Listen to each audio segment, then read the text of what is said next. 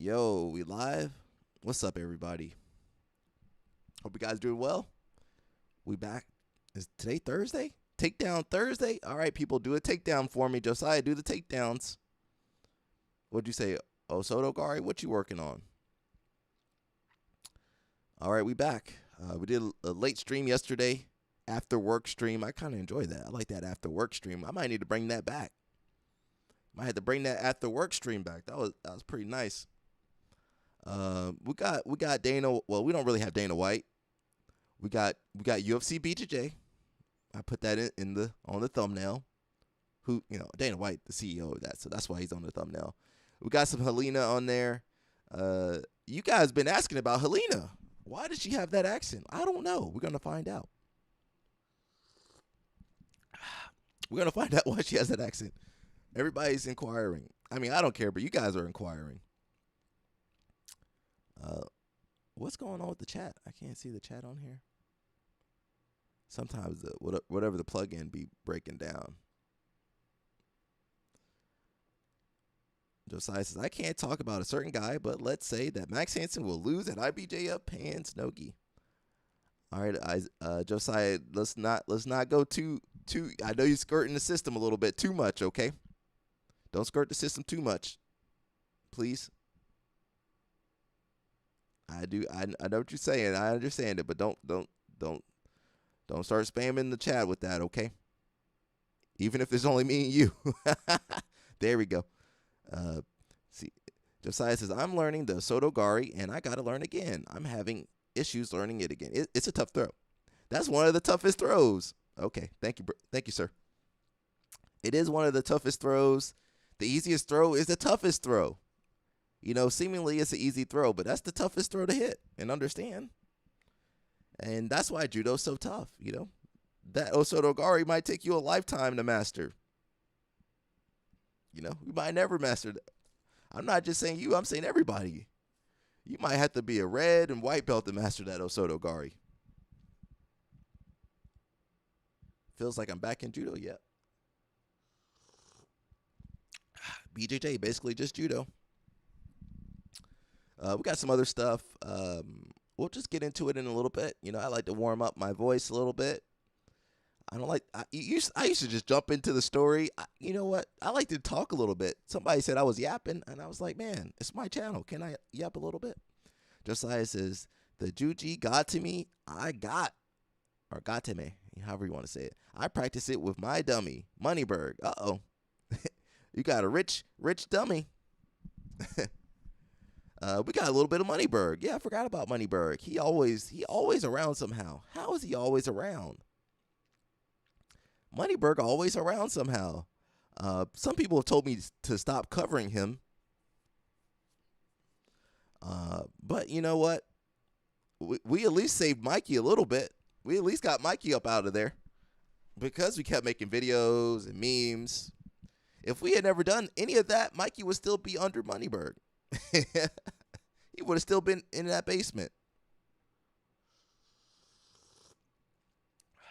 He would have still been in that basement.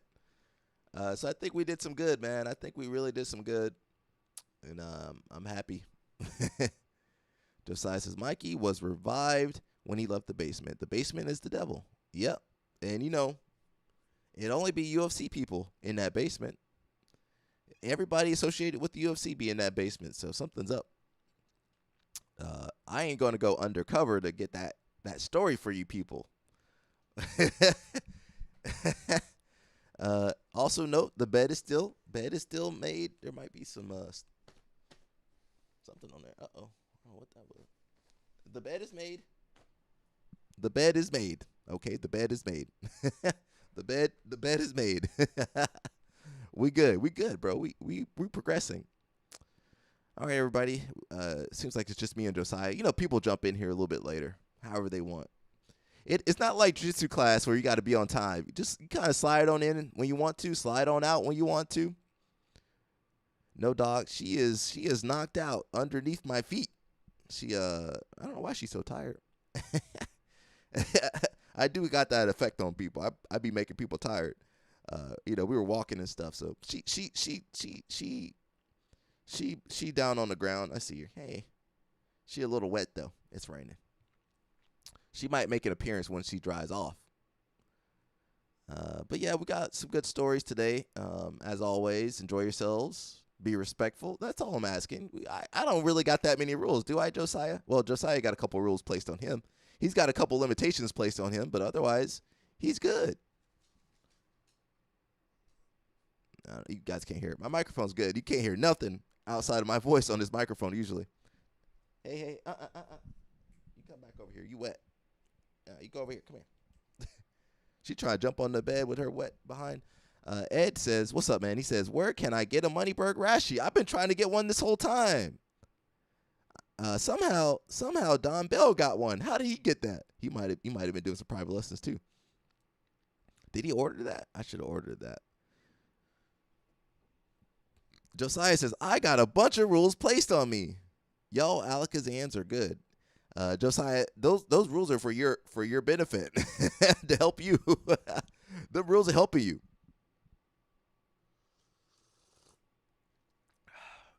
Josiah got a couple limitations placed on him, but that's not normal. That's not everybody. Everybody else can chill.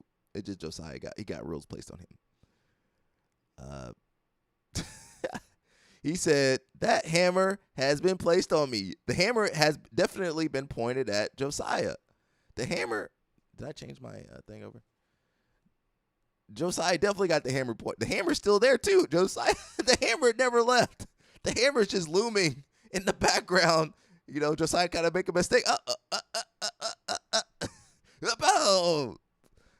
That hammer waited for Josiah. I hope I don't have to take the hammer out on him. That's why Josiah got to be on his best behavior on this live stream, which I'm happy. I'm happy. You're doing a good job, brother. And some of the people be trying to make you not convert to revert. Your friend Marley be trying to make you revert. Some of the other people in the chat. Why are they doing that, bro? All right. Just so you guys know, I'm on one screen, so I had to look at the comments on my phone. You guys can see that, so I gotta figure that out. So if I don't respond immediately to your comment there, it's just because I didn't see it. Yeah, it just means I didn't see it. Yeah, I see it now. All right. Turn my light up. There we go. Let me put a little bit more light on me. I need some more light.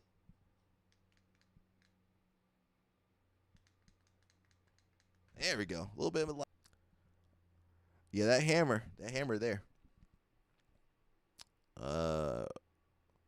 Talking about Moneyberg, how did these guys get the Rashi guard? They got the rash guard. Josiah says UFC BJJ doing 16 events in 20. He's spoiling. Yeah, we're gonna cover that.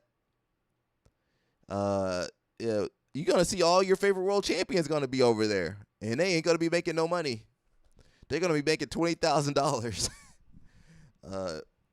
I guess that's not bad money. But they could have made that money just doing seminars. I'm sure they can still do seminars. We'll see.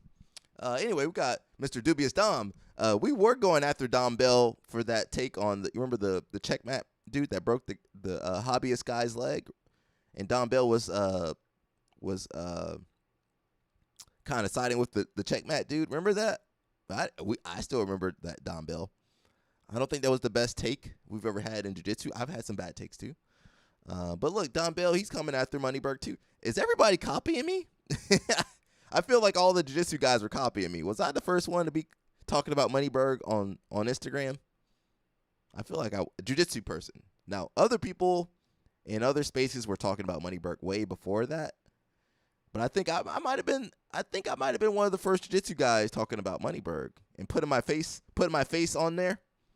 Who else was talking about Moneyberg in a not a positive light? Do you know who else, Josiah? Who else was talking about Moneyberg like me?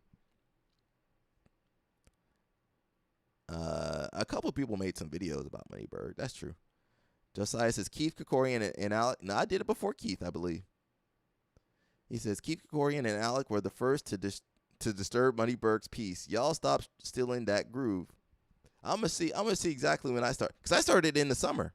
I started talking about Moneyberg in like July or something. I'm gonna look at the date. Anyway,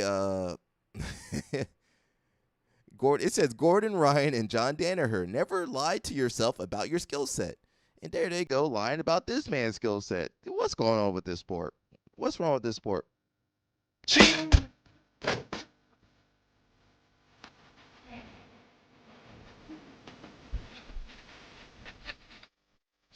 Can't play that music. Thanks, Don Bell. Gonna get hit with the copyright strike. They got all them $100 bills. Dang, you got that Moneyberg money. Yeah, this is our sport. I can't play that music. Got Moneyberg. How'd they get that Moneyberg rash card and all those $100 bills? That must be their rent money. That's what them rappers be doing. They spend their rent money.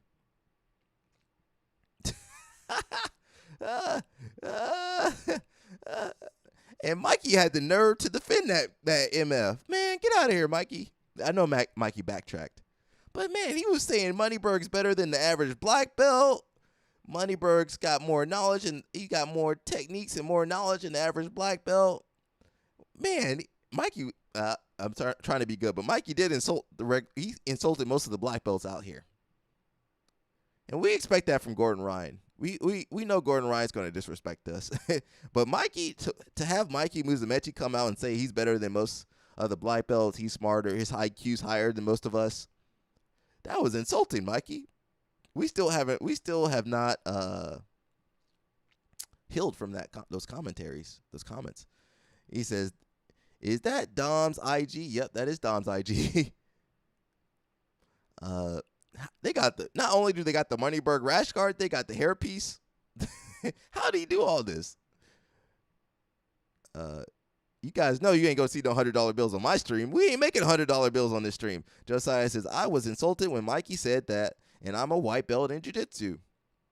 I mean, Moneyberg, to be honest, looks like a white belt. he looked like a white belt too.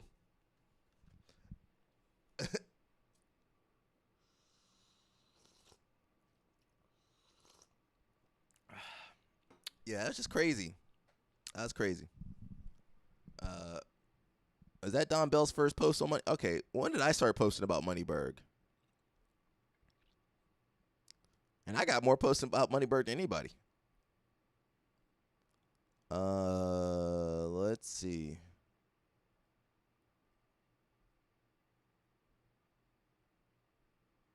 When did I start posting about Moneyberg? Let's see. I've been posting a lot. I started posting about Moneyberg right when he got his black belt, July 8th. Now you guys know Krikorian wasn't talking about Moneyberg July 8th, over 10 weeks ago. All right, I think I might predate a lot of these dudes. I definitely beat Don Bell and Krikorian. They didn't know who Moneyberg was in July 8th, 2025. I was posting about that right after the 4th of July, right in the summer. So yeah, I think I was ahead of the curve. I saw that. I was like, what the heck is going on? Now some people were commenting on Moneyberg, but they didn't put their face to the video. And let's see what Alec 10 weeks ago was saying, because I don't know what I said back then. Josiah says, I was insulted. Yeah. Jerry Lou, what's up? He says, even if Moneyberg posted roles, they could be scripted. Yeah, they compromised. Let's see what Alec 10 weeks ago said about Moneyberg. This scam artist. Damn. This some BS, bro.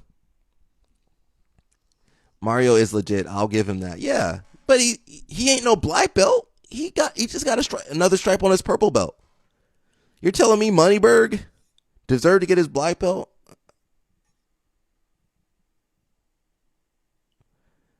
This looks terrible. If this guy look how fake this guy look. Look at Hoist Gracie. Is Hoist Gracie is he a captive over there? Is Hoist Gracie a captive under Moneyberg? I don't trust any of these guys. Any of these people in this picture. Mikey in the picture too. I don't trust Mikey. I'm sorry, where's Mikey at? Sorry, Mikey. He just got his green belt. He just got his green belt in karate too. I know he ain't real. Come on, guys, get out of here. Man, this scam artist. All right, that was 10 weeks ago. That was 10. I was so young back then. So young. Yeah, even if they did roll, I wouldn't believe any of the rolls. And before people start jumping on me, I cover a lot of freaking stories. That was Moneyberg. I covered Penetration State.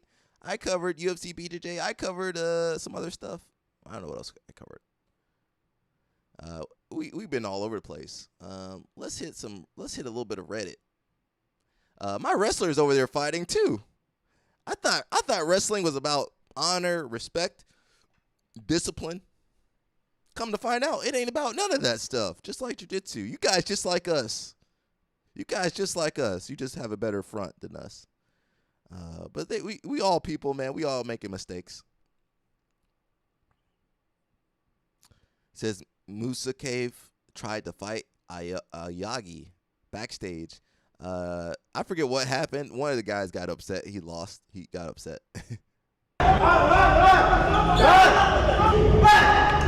はい。何ライフファイト。いや、しゃあないです。でも自分やり返してないんで。よく冷静でいたね。俺がレスリングしに来たから。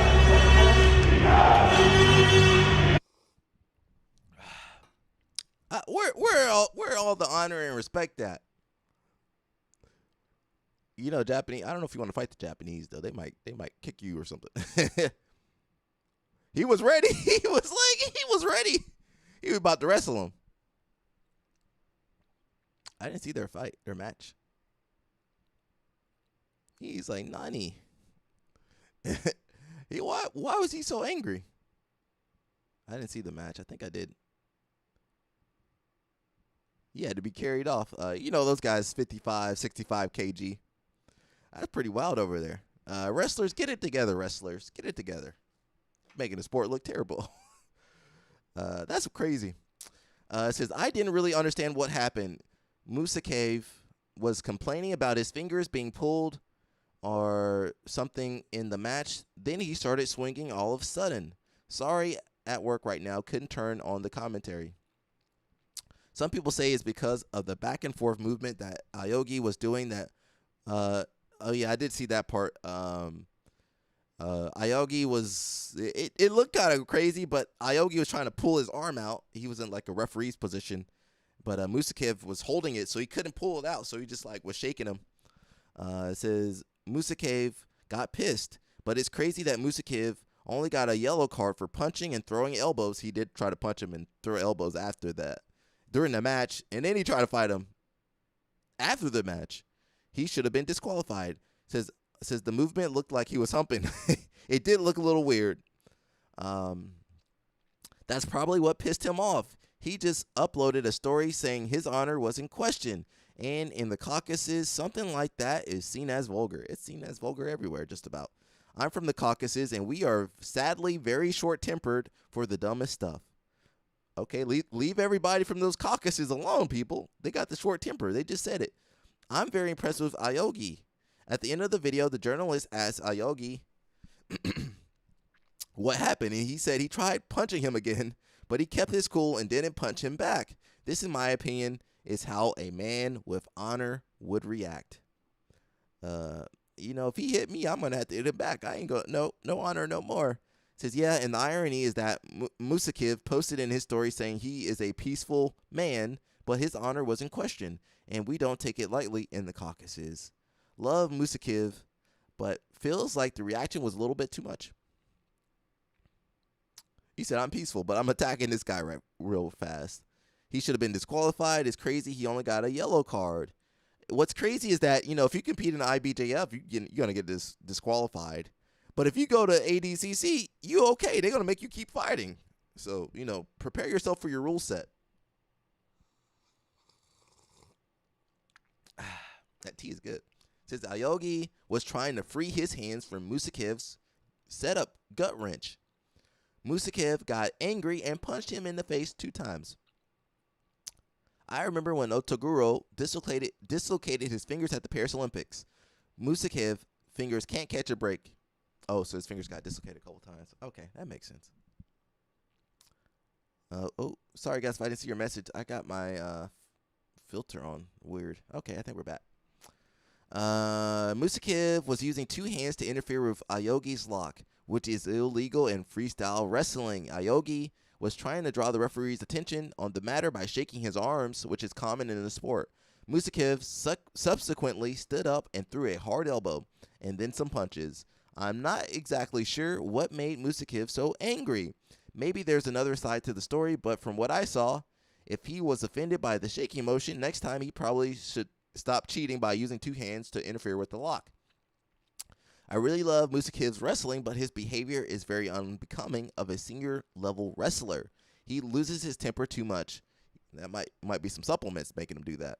I know it's an intense sport and emotions flare up sometimes, but this is also not the first time he has started punching his opponent at a wrestling match. He need to do MMA. It's hilarious that he tried to attack a bigger, stronger dude who just tech-falled him and made it look easy. Maybe next time he should save that fighting energy for the wrestling match instead. Also, maybe next time he should consider moving down to 61 instead of going up to 70. He just got totally manhandled. Yeah, okay. Can we find that match? They don't have the link to it. I think we did see that. I'm going to try to find it real quickly, everybody. We got everybody's away on Thursday. That's all good, man. I keep doing the stream. I remember when Marley said nobody was on the stream, I said, whatever, bro. I'll keep talking. I'll keep yapping. Who is that? Oh, Tom Askey. I don't know who that is. I'm trying to find that match so you guys can see what happened with the punching and stuff. As you can see, we cover a lot of stories on this show. We cover a ton of stories, and I just save them. Too many stories, really. I'm trying to see if I can find it. It was from yesterday or 2 days ago. Shout out to all my wrestlers out there, doing their thing. Oh, did I not post that? I don't think I posted that. We don't need to see Amit Elor and her boyfriend, fiance in the bed together. We don't need to see all that. This is a family show. Where is that clip at? Helen, you guys know Helen won. Muhammad Ali got knocked out. Oh, I'm still sad over that. Oh, man. That was sad. Shoot. Where's the thing at? You got Moneyberg as a monster. I'm trying to find the clip of the video. Here we go. That's it.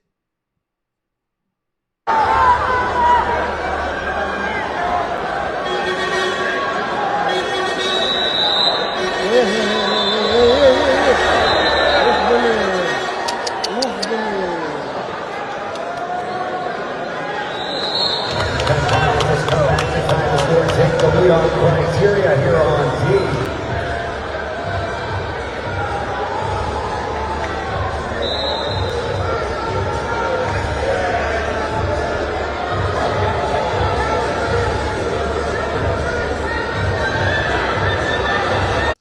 Mushmaster says, did you see Ali's fight? We looked at it yesterday. Maybe we can pull it up again. I was sad, though. So this guy, he ended up trying to fight. He tried to fight the other dude, the Japanese guy, again in the backstage. So I don't know what was wrong with this guy. He said he disrespected me. So I had to teach him a lesson. He's like, I got punched. We did see Muhammad Ali. Can we pull that up? It's sad, though. If you don't want to be sad, don't watch that clip, people. Let's see if I can find it. And I was like, Muhammad gonna win this. He gonna tear him up. He gonna yada yada. No, he got knocked out. Oh, it was sad.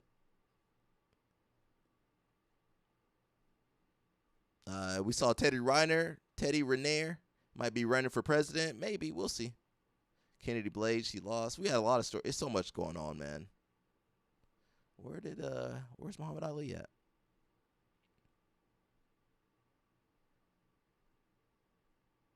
Where did Muhammad Ali go?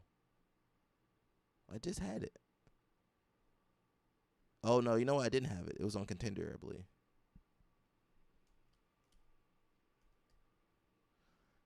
Muhammad, man. How do you feel about that, Mushmaster? He didn't get DQ'd. Oh, that guy? No, they kept wrestling. IBJF, you would have got DQ'd. But, the World Championship of Wrestling, they make you keep going.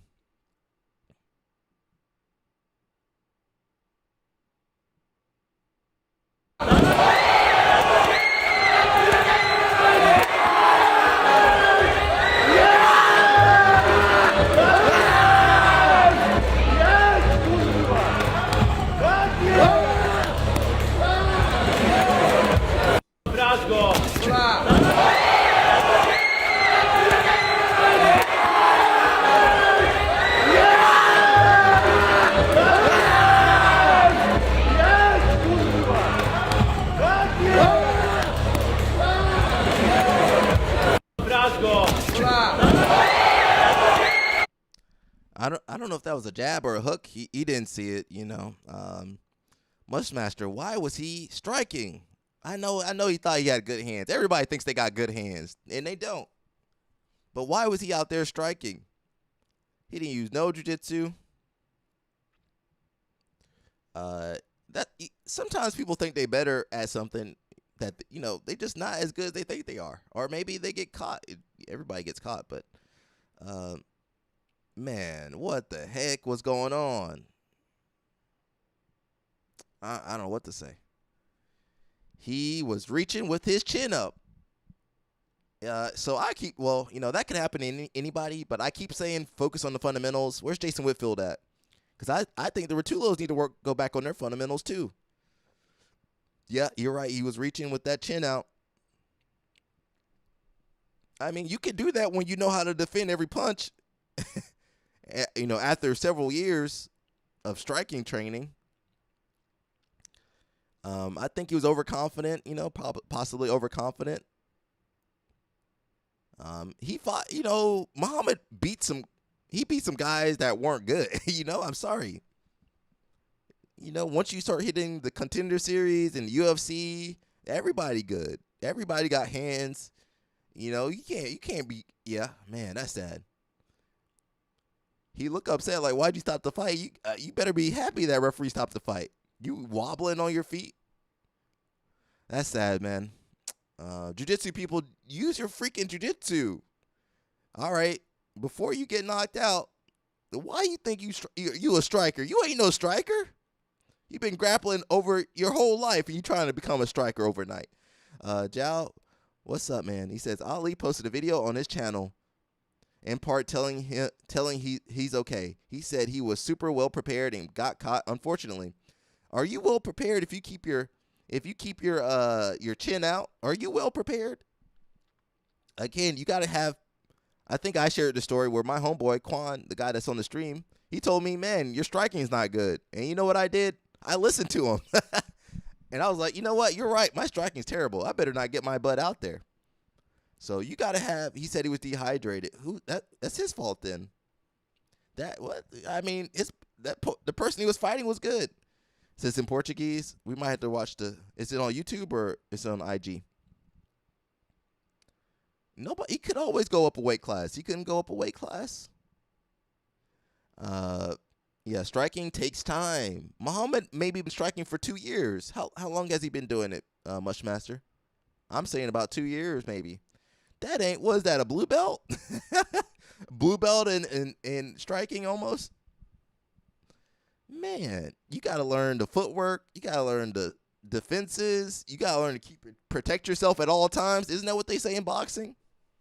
Protect yourself at all times? Man, I'm not saying, that could have happened to anybody, but man, why was he striking? He didn't even use he didn't get a chance to showcase his full skill set.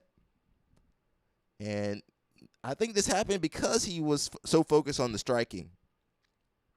He walks around at 105 kg. What was that 210 to 220 almost? He is too small for heavyweight. Well, that weight cut wasn't good for him. And look at that guy. That guy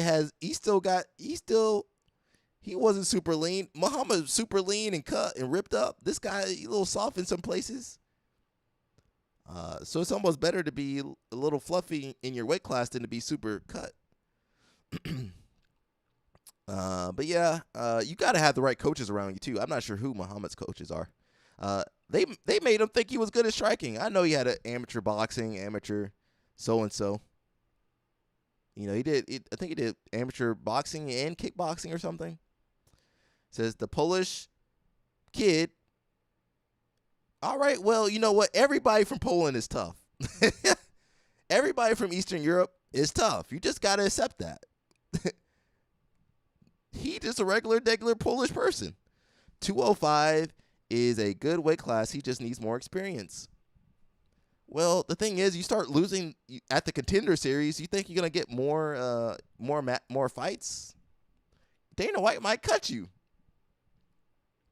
Dana White, Muhammad Ali, he need to go to UFC BJJ instead, because they might just cut you after one loss. I mean, Dana White can cut you after you win your match, like the guy that beat Buchecha.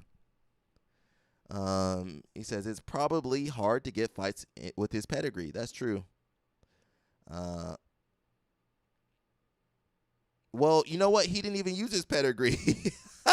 He decided to use something he wasn't good at. His striking. He's okay at striking, but I mean, if you got to weigh his striking skills compared to his grappling skills, he didn't use any of his skills then. Ali had UFC filming him and stuff. Well, they probably like, you need to win this. They give you some tough matches, and they expect you to win. You got to win, and it's a tough match. They thought he would get this win. He was supposed to win. He was supposed to win that match. He was. And you know what? If he used his jiu-jitsu, he would have won that match probably. But he didn't, so, you know. Let's pop over to YouTube real quick and see what he says. I don't speak Portuguese that well. Falo pouco. But maybe we can get the captions on it.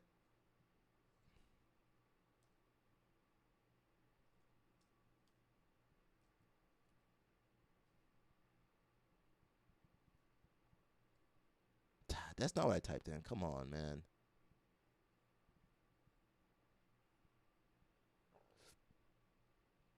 I'm sad. They're like, I thought you were gonna win, and it's a tough match. You know what? Them UFC, the whoever makes them people don't fight. the matchmakers, they ain't never had a fight in their life probably. Oh, you should have won. Them dudes ain't never fought. And they over there matchmaking. How you matchmaking and you ain't never fought in your life? Dana White ain't never fought. Have you seen Dana White fight before? I ain't never seen Dana White fight. Why he in charge of everybody then? But you guys accept it. Yeah, I mean, that makes me sad, man. Where's his YouTube at? Oh, there we go.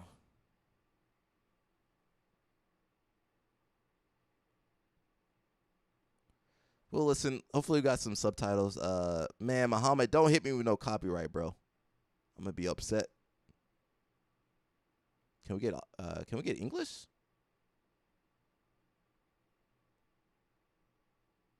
Come on, you know English, bro. Hebrew? Nah, we don't need the Hebrew. We need the English. There we go. Para falar sobre a minha experiência no Dana White Contender Series, né? Lutei ontem, tive um resultado péssimo, né? Pro que eu estava esperando. Fui nocauteado no primeiro round. E tô aqui para contar para vocês a experiência como foi, até mesmo para caso algum de vocês esteja treinando para um dia lutar o UFC, esteja treinando para chegar onde todo mundo quer chegar, né? No MMA, que é no UFC. Ou se você é meu fã, um familiar ou amigo, eu recebi mensagem de muita gente que eu não via há muito tempo e não falava há muito tempo, perguntando sobre... He did look bigger. He didn't have to cut weight back in those days. Meu filho. Eu sei que é um truck. Brinca com o truck. Oh, baby's playing with the truck. Muita gente me perguntando sobre como... Querendo saber como eu tô. How are you going to be focused when you got the kid in the room? They probably sharing one bed, the kid over there with them, the wife over there with them. How you gonna be focused, bro? You got your whole family over there. You need to be like, all right, baby, get a separate room. You and the baby stay in that room. I'll stay in this room. I'll see you after the fight. So when these athletes are like trying to have kids and they, you know, they're still trying to be, you know, do their thing. I'm wondering how they're gonna do that. Mika and Amit, how are you guys gonna do all that? But we'll get back to it. Hopefully, can you guys see the subtitles, or do you need me to move my head out the way? I might need to move my head out the way. Let me see real fast. Yeah, man, I don't know, man. It's hard to balance all this stuff. I'm gonna move my head out the way. There we go, so you guys can read the captions there. There we go. Muita gente preocupada, minha mãe, minha irmã, minha família. Então esse vídeo aqui é para as pessoas que realmente se importam comigo, né? Também. e também para as pessoas que estão buscando viver essa experiência também de certa forma, né? Vamos começar pela experiência por si só. Quer mostrar seu truck, né? Maneiro, todo mundo gostou do seu truck, tá? Então, a experiência de Dana White Contender Series. Como começou essa história? De onde, se eu fui convidado, se eu coloquei currículo em algum lugar. Vamos começar por aí. Desde a minha segunda luta de MMA, eu fiz a minha primeira luta. Ano passado, em janeiro, eu fiz minha primeira luta. Uns meses depois eu fiz a próxima luta. A partir da minha segunda luta, a gente já começou a contactar o Mick Maynard, que não sei se vocês sabem da hierarquia assim do UFC mais ou menos, mas é tipo assim, tu tem um Dana White aqui, que é o presidente, que é o cara que toma a maior parte das decisões de business da empresa, né? Abaixo disso você tem o Hunter, que é um cara que tá ali com ele e esse cara também faz muito do business do UFC, juntamente com o Dana White. Não sei exatamente quem faz o que, mas eles têm ali um poder de decisão maior com relação à empresa. E aí você tem dois outros pilares aqui, que são o Mick Maynard e o Sean Shelby. Né? Não sei se vocês já ouviram falar dessas pessoas. Esses dois caras, eles são os matchmakers do UFC. Eles são os caras que pegam assim, cara, esse cara aqui vai ser bom lutar com esse aqui vai lutar com esse aqui. O Sean Shelby, ele cuida melhor. All right, let me just read a couple comments and I'll get back. It says, back on the stream again. This is like the Truman Show, where you're watching me or watching him, watching me watch him. Yeah, Mushmaster says it's hard having a gym and competing and documenting the experience. You gotta respect the hustle. Yeah, but you still gotta make sure you still gotta get the results. Now you got your family all over the place. You trying to document stuff. You not focused. All right, you maybe need either outsource it to somebody else, or hey, I'm not gonna film this. I'm gonna just focus on the fight. You gotta make some compromise somewhere. Hey, I'm gonna leave my wife and kid back home, and I'm gonna focus on the fight here in Vegas. Something's gotta be compromised on. You can't be having your kid over there crying and screaming, and you gotta fight in a couple hours. You didn't sleep the night before. You know, when you guys get kids, you ain't sleeping no more. How are you gonna be a professional athlete? I mean, you're not making enough money to have a nanny and stuff. You can't be having the kid all over the place and your wife all over the place. So yeah, I do respect the grind, but you know, something gotta give, man. Something gotta give. Let's get back to Mr. Muhammad Ali. Da parte dos atletas menores, né, das categorias menores, e o Mick Maynard cuida dos atletas de maior porte, assim, né, dos atletas mais pesados. Então, a partir da minha segunda luta, o meu professor já mandou uma mensagem pro Mick Maynard, ele conhece o Mick Maynard, já falou ali com ele, e a gente começou, assim, a colocar nosso nome no radar do UFC, né. Olha só, olha esse cara aqui é campeão mundial, pra quem não sabe, assim, também um pouco da minha história competitiva nas artes marciais, né. Pô, esse cara aqui é campeão mundial, ganhou o mundial de roxa, ganhou peso absoluto na marrom, ganhou o mundial de faixa preta, né? E tem 6 lutas de boxe amador, né? Com 5 nocautes. É um cara que lutou Muay Thai também, tem um nocaute no Muay Thai. Então, assim, esse cara, desse tamanho, pra essa categoria, é um cara que o UFC quer. A gente tá cansado de saber disso, né? Então, a partir da segunda luta, a gente começou aqui, ó, Mick Maynard. Existe esse cara aqui que tá treinando pra chegar no UFC, tá se preparando pra chegar no UFC, e tá aqui a história dele. Aí, a partir da segunda luta, o Mick... Sorry, I'm focused. It's the Portuguese and the captions got me. LOL snap, Muhammad Ali talking about his fighting, how he got into the UFC Contender Series and all this stuff. My big issue is that he had too much going on. Too much going on. Got the kid over there screaming in his ear, wife over there screaming in the other ear, and he gotta go out there and win. So it's tough. LOL snap. You got a lot of experience. How was that balancing I guess you were fighting before you had a wife and kid though, right? Dorothy Slipper says, I don't understand why the UFC is the avenue all these guys go down. There's no other avenue. Where are they going to go? Outside, if they want to fight, they have to go towards the UFC. Monopoly, monopsony, whatever you want to call it, that's what happened. There used to be other shows, Strike Force, WEC, some other good events too. I can't even remember. And they put them all out of business. They bought the businesses and then they killed those businesses. UFC bought Pride. They killed Pride. Everything they buy, they kill. So they can only be one, like Highlander over here. Even the top guys are betting their fair pay. Even the top guys only getting their fair pay after suing. You guys know LOL Snap, he in that suit too. Go get an MBA and use your medium celebrity for George Foreman grills. That's true. Well, George Foreman said he didn't make real money until he got that grill. So, you know what? That would be awesome, but the UFC took their sponsors too. UFC took everything from these people, and they still rushed to jump into the UFC. The Tackets can't wait to be in the UFC so that they can get screwed over in a couple years. Look at their homeboy Cody Steele. He over there dying for $50,000. So I don't know. LL Snap says you have to be selfish in fighting. Fighting is a sport that you have to be selfish no matter what, because at the end of the day, if you get hit, that's your career. That's what happened to him, LL Snap. He got knocked out. And he got his wife over there, the kid over there playing. Kid don't know what's going on. The kid over there screaming and playing and shaking, got the toy car in his face. How are you going to be focused with that going on? How are you going to get a good night's rest when you got that going on? You got too much pressure on you. I'm not saying you can't do it. I know some world champions and guys that can do it, but it ain't easy. Let's get back at it.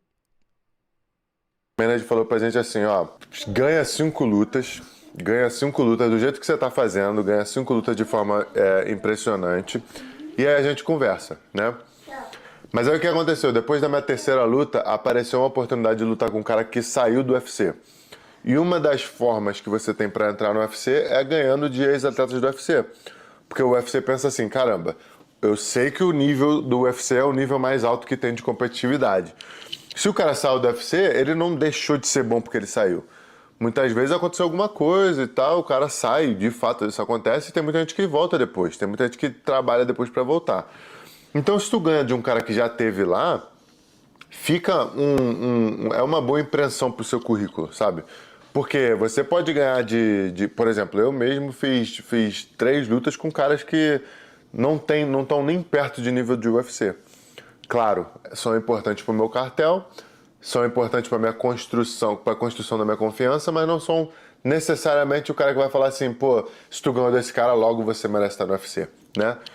Então, foi bom para minha carreira ter lutas com caras fracos e fiz essa luta também com um cara muito bom, que era o Jared, o meu penúltimo adversário, né? Depois de ganhar desse cara, a gente estava com 4 vitórias, sendo que o Mick Manager tinha pedido 5. Mas como a gente ganhou desse cara que era ex-UFC de uma forma muito impressionante, atletas do UFC não conseguiram lutar tão bem com ele quanto eu consegui. Então foi aí que surgiu a ideia do Contender Series, que é uma forma que o UFC tem para recrutar atletas e já fazer com que esses atletas cheguem no UFC com moral. Por quê? Se você luta no UFC direto, você sai de nada. LOL says Cody still deserves it. I hate that. Which kid? Cody Still? I'm not saying he doesn't deserve his whatever money he got, but I mean he out there taking a lot of damage. Like if you have fights like that, bro, this ain't the right sport for you. Dorothy Slipper says Muhammad Ali saw that white boy and thought he wasn't hungry enough. Well, that dude, we don't know. Listen, people from Poland tough, man. I don't care what they do. Everybody from Poland tough. I maybe met one soft Polish dude. Everybody else is tough. They live a hard life over there. You think Brazil the only place where people have a hard life? You know what? Brazil ain't had as many wars as Poland. He didn't realize white guys grow up in meth lab. No, that guy's Polish. He just grew up hard. Polish people are tough, bro. They some tough people, bro. Don't underestimate these Europeans. I say the same thing in jiu-jitsu. If they're from Europe, don't underestimate them, man. They've been working hard. And you know what? The Europeans work together. They be cross-training, and they be fighting each other. They be cross-training and fighting each other at the same time. And that's just normal over there. Everybody be fighting. The kids be fighting. The old people be fighting. The young people be fighting. I'm sad. Muhammad Ali should have won that fight, but, it is what it is, man. Para um card preliminar do UFC, até você construir seu nome e a sua reputação demora muito lá dentro. Porque pensa, são 10 lutas, 15 lutas. Você ter uma finalização, um nocaute muito impressionante é difícil, se você já está no nível mais alto de competitividade. Então o UFC criou esse Dana White Contender Series justamente para atrair promessas e essas promessas fazerem boas lutas aqui, em um evento separado do UFC, onde você é a principal estrela ali, você tem a chance de brilhar muito mais que você teria no UFC principal, com grandes nomes já consolidados na organização, né?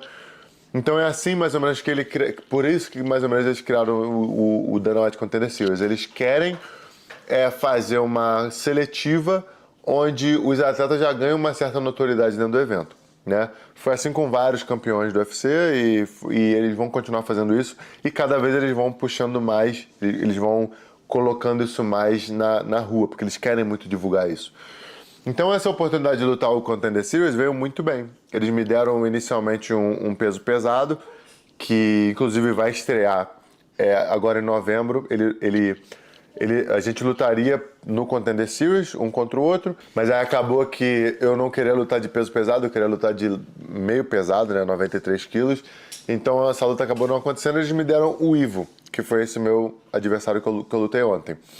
E, enfim, era um cara grappler também, que seria uma ótima luta pra mim. E também uma boa luta pro Ivo, né? Porque, se tu é grappler, é melhor na nossa cabeça lutar contra o grappler do que lutar com um striker alto nível. Se pega um striker alto nível, cara, é muito mais tenso, assim, a coisa. Mas eu vou falar da luta depois. Então, a gente marcou essa luta e o UFC me mandou pra cá juntamente com um coach, né? Eles me mandaram pagar com o Jansen, já tem mais ou menos um mês e meio. E, cara, a gente chegou aqui, eles fizeram um tour pra gente, mostraram muito sobre o que o UFC sobre a empresa e tal. Fizemos uma porrada de fotos e vídeos promocionais pra luta. Então foi uma experiência muito maneira, ou seja, uma luta que eu faria em setembro, em julho eles já estavam me mandando pra cá pra começar a fazer mídia pra esse evento. E isso, por si só, já mostra a importância da mídia, a importância de contar uma história bem, a importância de criar esse... Again, I understand you want to do the social media, all the blah, blah, blah. You still got to win. You still got to be focused. The content's secondary, usually. Now, if you're a content creator, it's a little bit different. If you're an influencer with no skill, the content's number one. Now, if you got skill, Muhammad Ali's obviously really skilled. He should have been focused, hyper-focused on, performing. But if you got your wife and kid, LOL Snap, when you were fighting, would you have your wife and kid in the same room as you, right, the night before the fight? Like, that don't make sense to me. Maybe I'm wrong. Mushmaster says, why do you hate him? LOL Snap says he backed out of a few super fights and refused to fight some of our guys. Well, the Cuban guys are scary. He knew better. He said, they wrestled in Cuba. I don't want no part of those guys. Then he came to my seminar and tried to wrestle me. Uh-oh. I dang near knocked him out from a double leg. Jesus Christ, LOL Snap. What was he trying to do against you? He walked off the mat, started crying about it. He did it to himself. LOL Snap about to break him, and he said, it's your fault. You did it to yourself. Now, I wouldn't be wrestling. Mushmaster, did you see the video with LOL Snap wrestling in high school? And they were like, man, this guy's a specimen. He's only a sophomore. You're like, that guy's a sophomore? You sure? I mean, he had muscle on top of muscle. Cody still couldn't handle LOL Snap in high school. Dorothy Slipper says, all other fighters that are being groomed to be the top get tomato cans. Usually.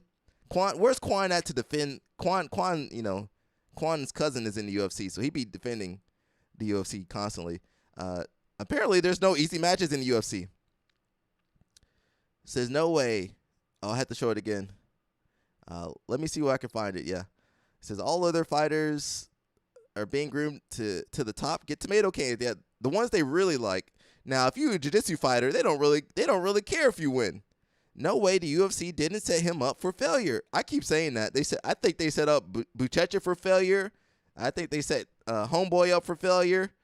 They don't really want no more. They don't want no jiu-jitsu people in the UFC, really. Look at Mikey. He out there wrestling Roseanne Barr. Mushmaster says, show it. LL Snap says, no, I stayed myself. The problem is his family is not on board of what he's doing. Oh, you're saying his wife is not on board? Well, I think she's Brazilian. Is she Brazilian or American? Yeah, LL Snap smart. You gotta stay by yourself. You gotta be dialed in, focused. He got his kid. You missed it, LL Snap. He had the kid shaking the toy in his face, hitting him in the head with the toy. Wife probably yelling at him. Polish dude knocking him out. He had a rough couple of days. Mushmaster, reach out to him, brother. Pré-luta, né? Pra essa forma de vender as lutas, né? E foi um grande aprendizado para mim. A gente veio, pô, muita profissionalidade. Você chega no aeroporto, tem alguém para te pegar, já te levam pro hotel. Eles dizem, se você precisar de qualquer coisa durante o dia, você liga para essa pessoa aqui, que essa pessoa pode levar e te trazer. Então, assim, principalmente para quem se questiona se vale ou não a pena lutar pelo UFC, cara, é muito maneiro. É um nível de tratamento que, pô, eu no jiu-jitsu nunca tive. Na verdade, não existe esse tipo de tratamento no jiu-jitsu. De repente, agora com o UFC BJJ vai acontecer esse tipo de tratamento. Mas o profissionalismo, cara, o cara te tratar assim como relevante mesmo. Você é importante pra gente. Então a gente vai se tratar bem. Até você não ser mais importante também, mas que é outra história.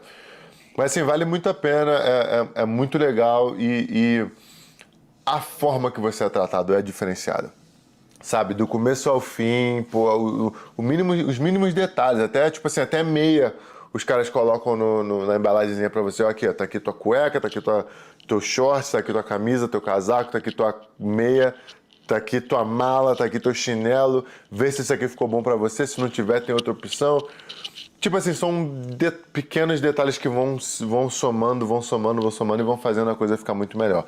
E tem também outro ponto que é o PI, né? UFC Performance Institute, que é um prédio que o UFC tem aqui em Las Vegas, que, cara, lá dentro tem de tudo que você possa imaginar para um cara que é atleta de alto rendimento. O atleta tem direito a preparação física, fisioterapia. O atleta, se machucar, ele vai ser consultado pelos melhores médicos.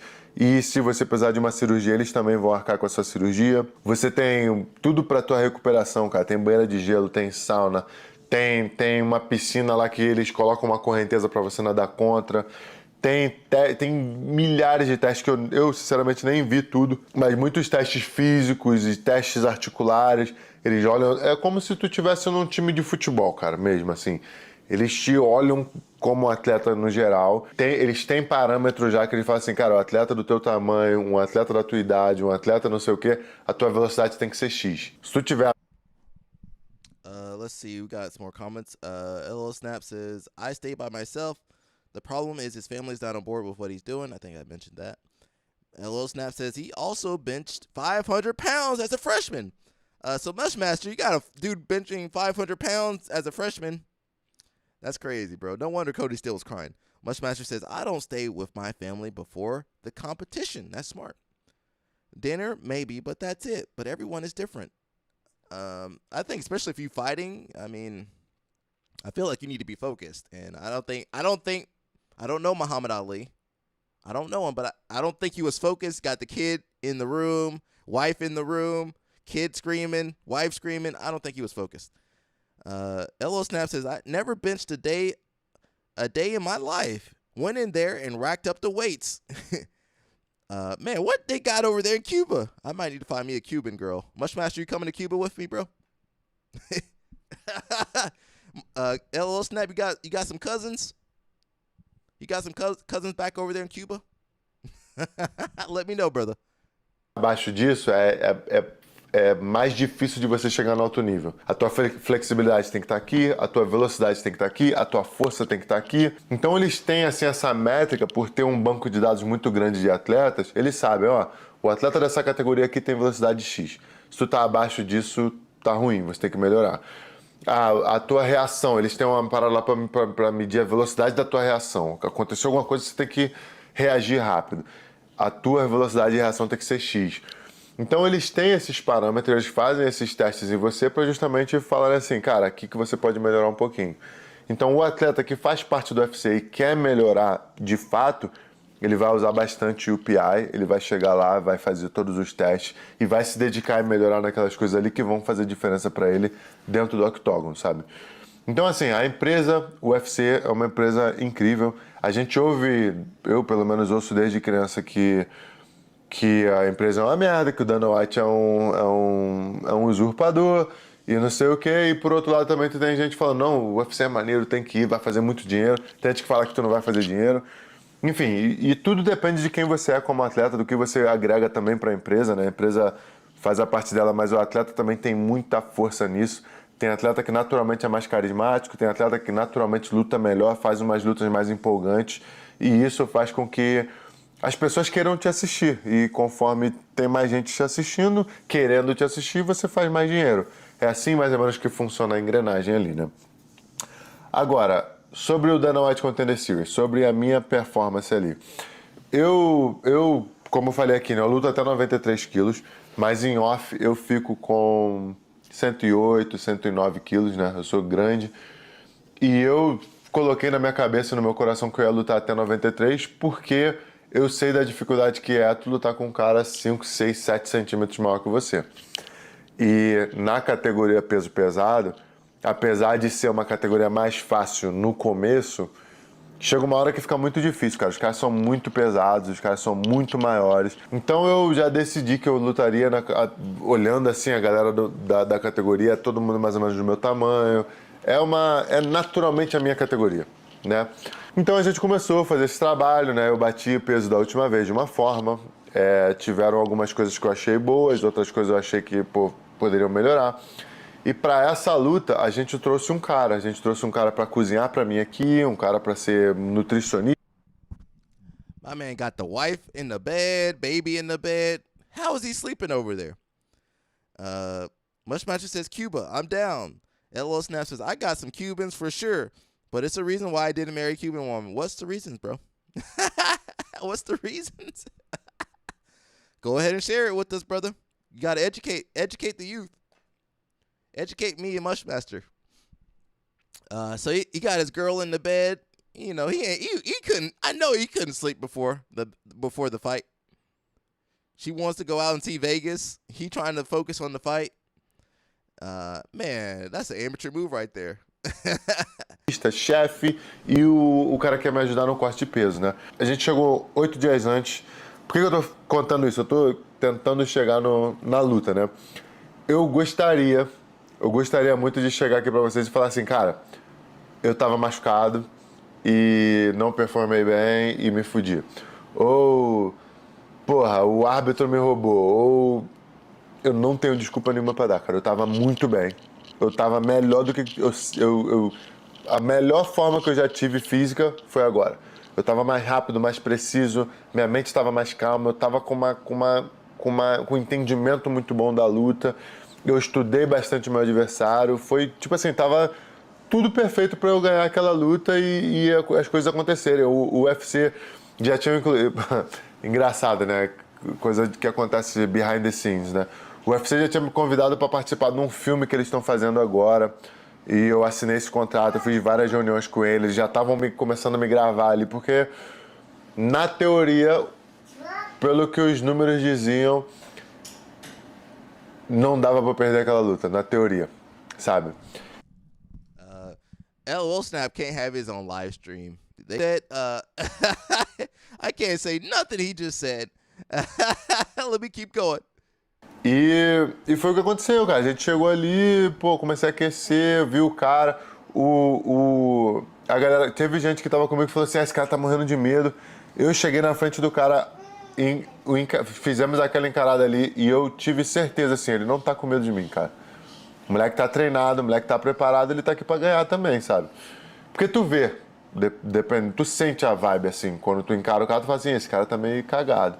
Que também não necessariamente é uma coisa boa. Às vezes o cara desesperado, ele pode fazer ele pode fazer muito mais do que ele faria se ele não tivesse acuado, sabe?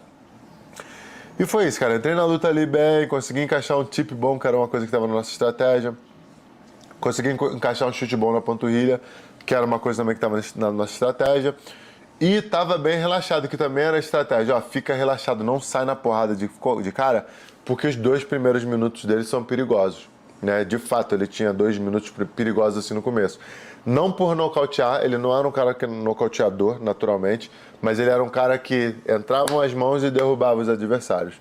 E como a gente não queria tomar queda, a gente falou, cara, vamos ficar de longe assim, batendo de longe por 2 minutos e depois a gente começa a lutar. E cara, eu me lembro da luta até, de repente, 1 segundo ou 2 segundos antes do nocaute. Isso é uma coisa maneira também de falar, né? Porque quando pessoas eram nocauteadas, eu fazia perguntas para essas pessoas que elas não conseguiam responder. E eu ficava, pô, como assim o cara não lembra, né? Tal, pô, doideira. Mas, de fato, o teu cérebro, ele desliga e ele corta um pouquinho dessa memória 1 segundo antes, assim. E eu me lembro de estar lutando com ele e me lembro de olhar assim e tá o árbitro na minha frente, assim, ó, já.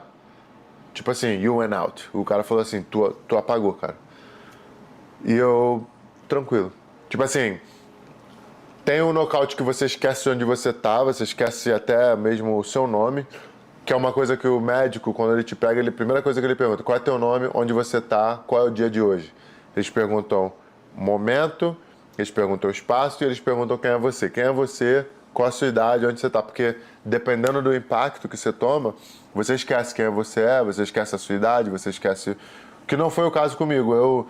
Na hora que eu acordei assim, vi o árbitro, eu falei assim, caramba, perdi a luta. Aí ele, você, you went out. Eu falei, caralho, que merda. Perdi a luta. Fiquei olhando assim, eu olhei. Mas aí já na hora já olhei, queria saber se a Maria tava bem, queria saber se o Jansen tava bem, se a galera tava bem. Queria falar pra todo mundo que eu tava bem também, expressar assim. Essa foi a minha maior preocupação, assim, né? E, enfim, foi a primeira vez sendo nocauteado. Tem coisas assim que eu não lembro ainda. Hoje é o segundo dia depois do nocaute, né? A luta foi... Dang, that's crazy. That was his first time getting knocked out. Well, yeah. I guess you go into that industry, getting knocked out is a part of the risk, right? I didn't think about that. LL Snap is saying he likes the American ladies. I don't know about that. I guess compared to Cuban girls. Listen, I don't know what to say, guys. You're looking for a girl out here in this economy. I don't know what to say. Dorothy Slipper says, how come on Reddit anything about technique study is downvoted to heck, except for Instagram bullshito techniques? Because Reddit's not really about technique. I used to post on there a lot, but eventually it's just like, what's the point? You know, I didn't really see a point in posting up there. It's a place for people to vent, and there used to be some positivity on Reddit, or at least RBJJ, but now I can't really say there's too much positivity on there. Maybe that's kind of mirrors our sport a little bit. LOL Snap, why people keep laughing at you? Dorothy Slipper says, it's kind of amazing how long we Latin Americans can get on camera and talk about ourselves. Am I Latin American? Because I'd be yapping too. Well, I'm not talking about myself, but I can yap. LOL Snap says, what are you listening to? This guy, he lost, he'll be okay. Tell him to get 100 grand. Give it to his wife and forget about the kid. They'll be successful.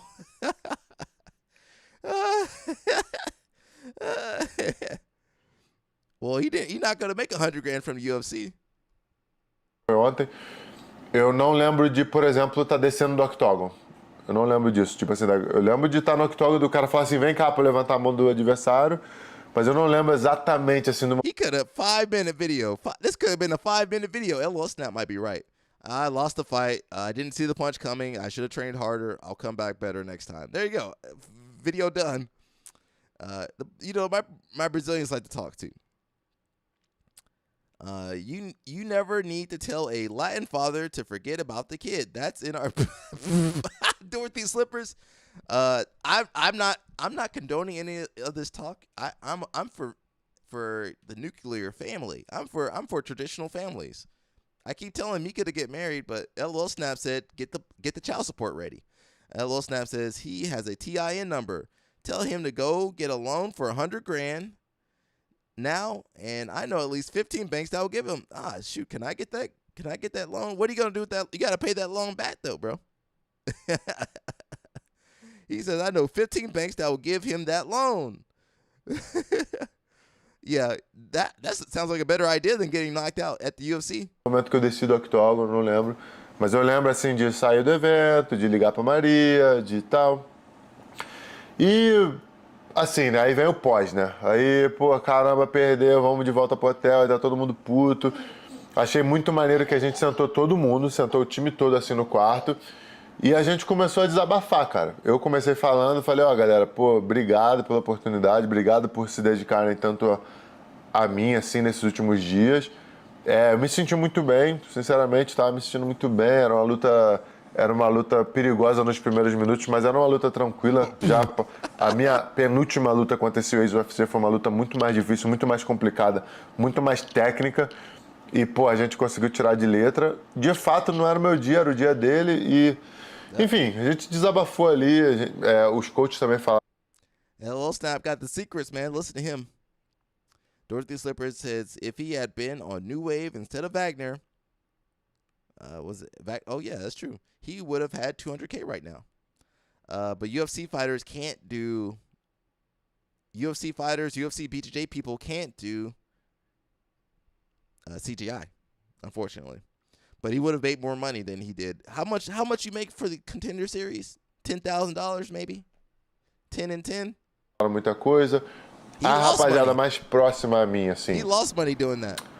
Jansen, Patrick, pô, Maria, o José, meu empresário. Todo mundo falou, cara, o corte de peso foi horrível.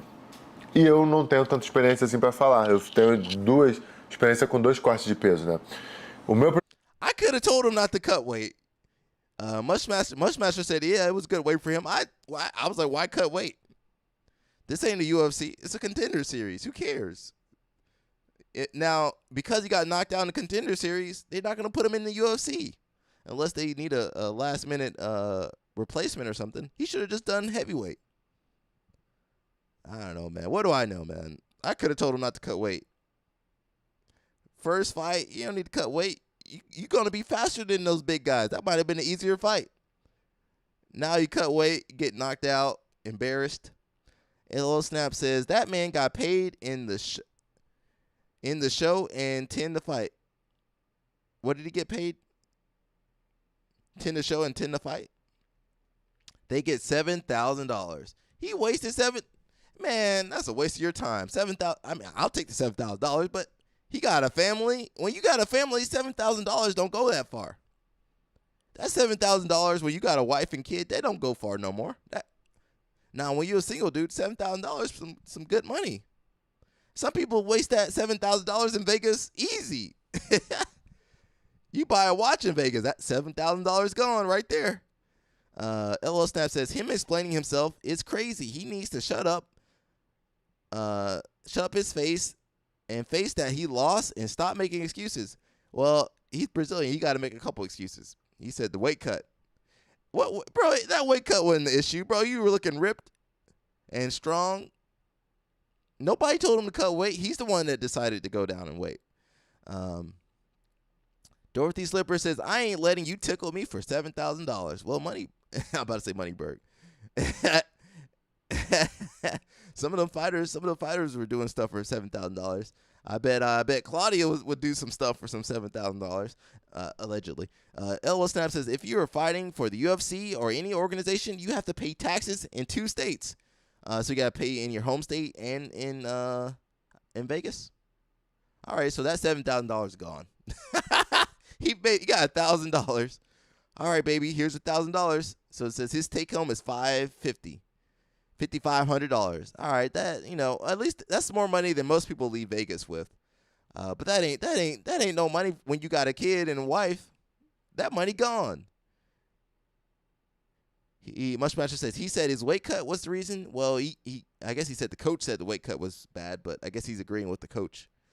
I don't know, man. I mean, I'm not a fighter. LOL Snap, he actually has fought, so I think he, Muhammad would do well at any weight class, but now with that loss, some matches you can't afford to lose, really. But I don't know. I'm not sure what's gonna happen for him next. And at least he's got a school and stuff. He ain't gonna be broke. Primeiro corte de peso, para vocês terem uma noção, a gente tirou 4,5 kg em 2 horas.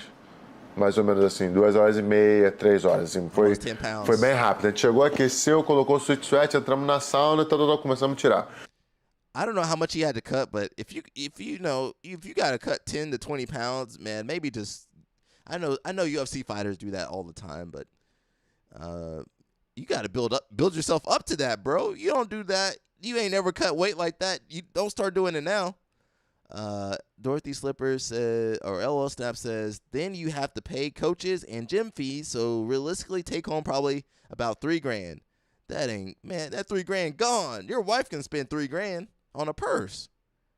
And not a nice purse either. Dorothy Slipper says this dude could go to a coding camp and in 3 months make more than that working remote. Shoot, I might do that.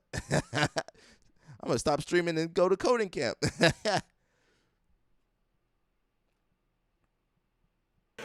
Dessa vez, cara, a gente demorou 9 horas para tirar 7 quilos. Porque eu tava mais pesado na semana. Enfim, o chefe que tava, ele deu a entender que seria melhor eu estar mais pesado do que eu estar mais leve. Enfim, ele teve explicações técnicas e científicas ali pra gente. E a gente confiou no trabalho dele e, sinceramente, não acho que foi um erro isso necessariamente. Mas acho que, de repente, não funcionou pra mim. Porque eu já tomei socos muito mais fortes que aquele ali e não tive nem... Eu nunca levei um knockdown, cara. Nunca levei um knockdown assim em treino. E, pô, eu fiquei 2 anos treinando só boxe. Eu treinava com boxeadores profissionais, caras com muito mais poder de nocaute, pesos pesados e não tive um... Why cut weight then? Of course your chin gone. You cut weight, bro. Somebody speaks... Mushmaster, talk to him, bro. You shouldn't have cut weight. Most fighters shouldn't be cutting weight, Don't cut. Well, he's big enough to do heavyweight. He might not be the biggest guy, but he was trying to be the biggest guy at light heavyweight. Dorothy Slipper says, I don't know what's sadder, this or Travis Stevens. No, don't make me sad, guys. Come on. Apagar, tá ligado? E aí tem a explicação, né, mais técnica, assim, mais científica da parada. Quando você desidrata também o cérebro, né? O cérebro, ele é grande parte composto por água. Mas só que o seu corpo, ele hidrata muito mais rápido do que o cérebro. Em 12 horas, em 15 horas, você consegue reidratar o corpo. O cérebro, ele precisa de 48 horas para reidratar. E é por isso que muitas vezes você vê a galera tomando uns knockouts assim que tu fala, caramba, nem parece que a mão foi forte. Muitas vezes esse atleta passou por um processo de desidratação muito severo e isso custou a integridade física dele na hora da luta ali. Ele se sente bem, você se sente bem, tudo bem, mas como o cérebro, ele tá enxugado, ele dá uma enxugada assim dentro do teu crânio, ele fica mais... Quando o teu crânio balança, ele desliga mais fácil, porque ele não tá com aquele amortecimento. A água também serve para amortecer o impacto no seu crânio, né? Enfim, se foi isso ou não foi, não sei. De repente eu lutei com o Mike Tyson. De repente o moleque tem uma mão pesada pra caramba e vai mostrar isso nos próximos capítulos da carreira dele no UFC. Talvez isso possa ser verdade. Talvez possa ser um pouco da minha desidratação, do meu... Hello Snap says, Brazilians are the only people I know. I love my Brazilians, actually. They're the only people I know that justify them losing and try to make it seem like they really won. Mushmaster says, cutting anything more than 5% of body weight negatively affects performance, and yet UFC fighters continue to cut weight. Too much weight. They cutting a lot of weight. 10, 20, 25 pounds, maybe more. Dorothy Slipper says, how these guys that weren't 10% of Hodger and BJJ think they are going to do better than him in UFC? Well, Hodger didn't have no fast twitch. he couldn't really. Hodger's not athletic. So that kind of held him back a lot. Muhammad Ali got all the skills and abilities. Now, he should not have cut weight. This everybody, listen, this ain't no new science. It's been around for a long time. Don't cut all that weight. This man comparing himself to Mike Tyson is wild. Yeah, I mean, I would never do it, but he did it. LL Snap says, I used to cut from 205 to 155 to fight. Yeah, but you Cuban, bro. You built different. You built different, bro. Nobody can hurt you, bro. And how are you fighting 155? That's insane. You were 205, 6'3", going down to 155? Well, nobody had a chance. Dorothy Slipper says he can't even compare himself to Jake Paul. He would have made more money fighting Jake Paul, and he would have done better. How much weight did he cut? He did mention 7 kg. I think he said he walks at 109, and he cut down to 93. What is that? I don't know. Somebody do the math for me. It did seem like it was a lot of weight, though. Eu não vou nem dizer que foi amadorismo, porque eu contratei um profissional para fazer isso, um cara que tinha experiência para fazer isso, mas a coisa não saiu tão bem quanto a gente imaginava. De repente pode ter sido as duas coisas juntas, né? O cara de fato era muito bom, estava muito bem preparado, estava muito ali para aquilo e juntou também com a minha desidratação. Outro fator que é certo também é que ele estava no dia dele, certamente, de brilhar, e eu não estava no meu. Que isso é uma coisa que eu tenho tranquilidade para entender e admitir que já tive meus dias, já tivemos nossos dias e teremos muito mais. E ontem não foi o meu dia, foi o dia do cara. Como eu disse no começo, eu gostaria de ter uma desculpa melhor, assim, para dizer, pô, o cara estava machucado, estava lesionado, pô. Por exemplo, ontem um cara lutou no evento e o pai do cara morreu no dia anterior, cara. Ele perdeu o pai na segunda-feira, no dia da pesagem, e na terça ele... All right, I don't want to hear any more excuses. I'm sorry. 26 pounds? Okay. Says Dorothy Slipper says when you go do an interview about a Brazilian, you better bring 2 or 3 extra camera batteries. That's true. I forgot about camera batteries, bro. I used to have a better camera. My battery would be gone. I think I only had one battery too. Those batteries like $80. I'm kind of sad Muhammad Ali lost, but I mean, you're not really. This could have been 5 minutes, brother. We're gonna move on. We're gonna move on. My man Kamal Bey. If you guys don't know Kamal Bey, he's really good. Freestyle, folk style wrestler. Actually, I guess he lost in not about to say Olympics, but he's in the repage, so we'll see how he does. He doesn't really do well outside of America for some reason. He said he lost. It was 7 kg plus some other weight too. I mentioned 7 kg, but I think he also lost like another 9 kg. Is that 16 kg? Yeah, he might have lost 16. What's 16 kg? Is that 26 or 36 or something? He said he lost some other weight too. So 7 kg plus something else. I forget what it was. Dorothy Slipper says Muhammad Ali thought the saying was "sleep like a butterfly." Aw. So if you guys are going to be fighting or anything, let that be a note to yourself. Don't cut all that weight and think you're going to have a good chin. But anyway, Kamal Bey's in the repage, so good luck to him. I guess we're on the Greco side, Greco. If you guys don't know Kamal Bey, he also called out all the freestyle wrestlers because he said that they don't get as much respect in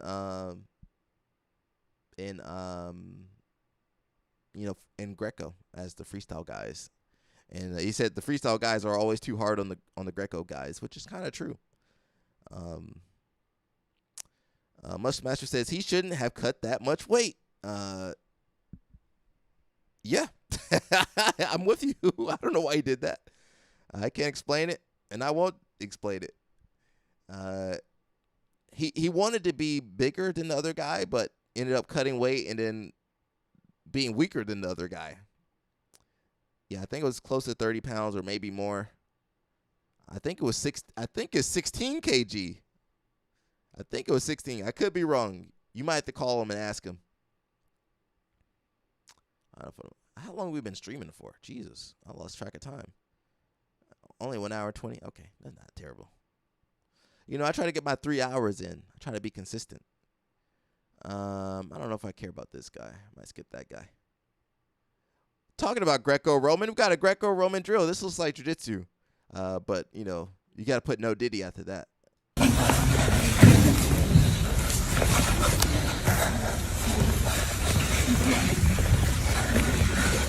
I won't clip on.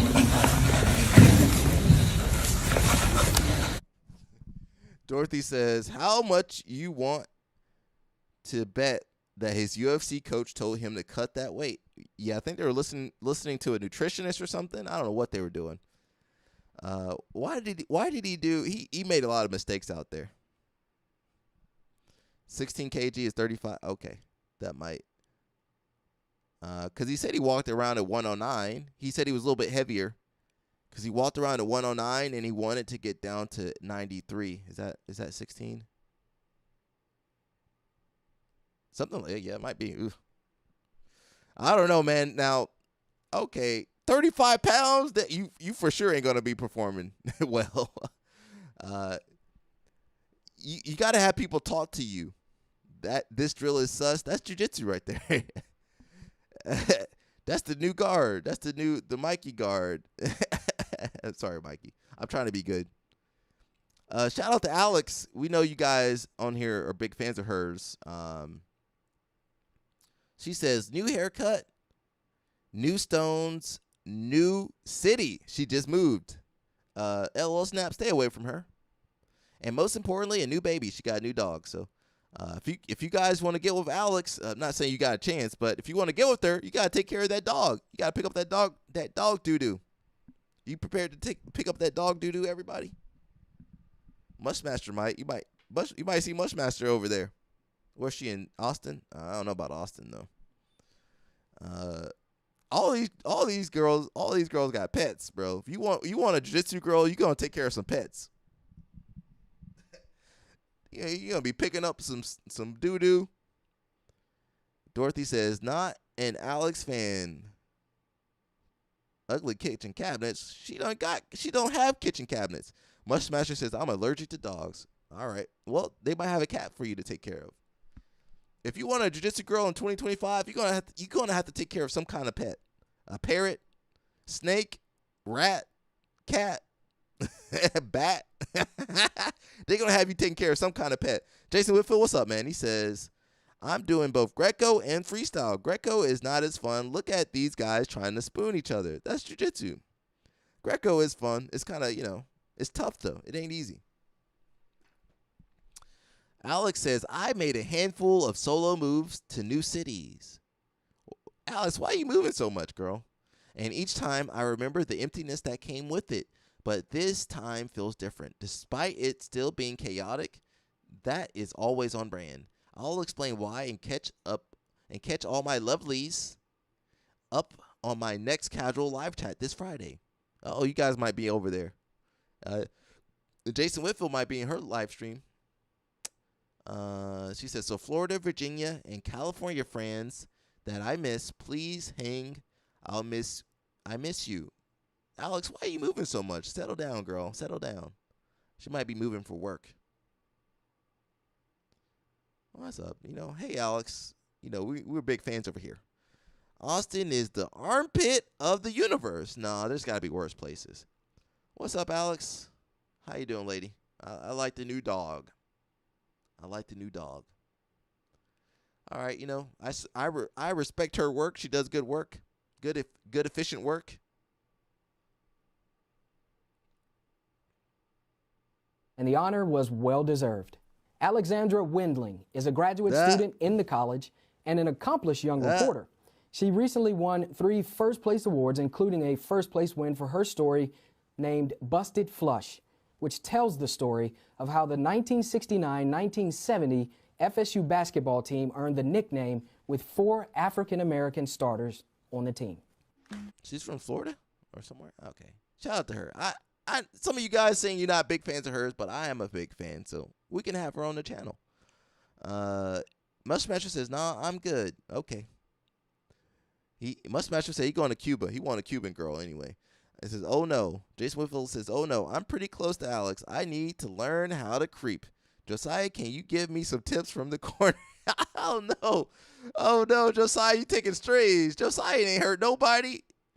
He taking some strays, man. He been good. Dorothy Slipper says, hold up. Young Alex might make me adopt a wombat. You gonna have you with some animal. I don't even know what a wombat eats. I don't. Do you walk the wombat? How do you take care of a wombat? Noogie Pans got some fire heating up in the lightweight division. We got a couple people. I won't name any names. I won't name any names. No, Josiah, I'm sorry, Josiah. No, I'm sorry, Josiah. I'm trying not to name any names. I'm trying not to name any names over here. But look who popped up on the screen. You got a Mahetra, bro. You got Grippo. You got Hanson. You got a couple good people. I think my boy Jeff might be jumping out there. Come on, Jeff. You can take these guys. Yeah, Jeff, go. Jeff need to go because he beat Hanson before. I think he beat Grippo before, too. Espinoza. Mahetra good, though. There are going to be some more people jumping in there. Josiah says, Max is losing this. All I'm saying is that everyone is losing except a certain guy. Thank you. Thank you, Josiah. You're doing your best, brother. You're doing your best. I'm sorry. UFC BJJ News, we got Jansen Gomez versus Gustavo Batista. My question is, why is it in Nogi? I don't want to see this match in Nogi. Batista he's not even good at Nogi. That's not fair. Jansen a little bit better. Nogi, he ain't got no leg lock defense. Mushmaster can attest to that. He ain't got no leg lock defense. Not that Batista gonna go for this. This is a terrible matchup. Who made Claudia? You suck, Claudia. Not in the good way. Not in the good way either. In the bad way. Why would you make this matchup? We've seen this too many times. We done seen this match about 8 different times. I'm tired of this. I'm tired of this. You could have put Jansen versus somebody new. This UFC BJJ, you know I don't support it.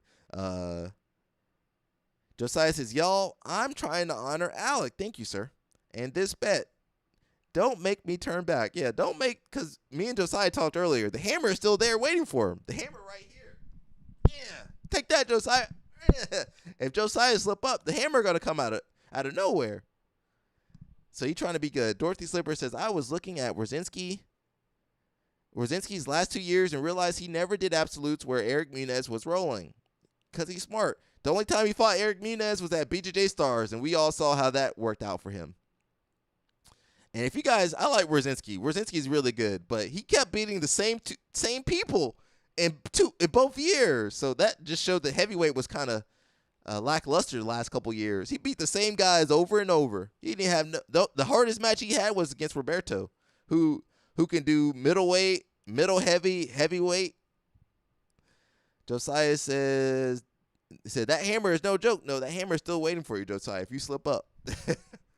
Josiah, he ain't got it fair because he got more limitations than everybody else on this stream. He can't have as much fun as everybody.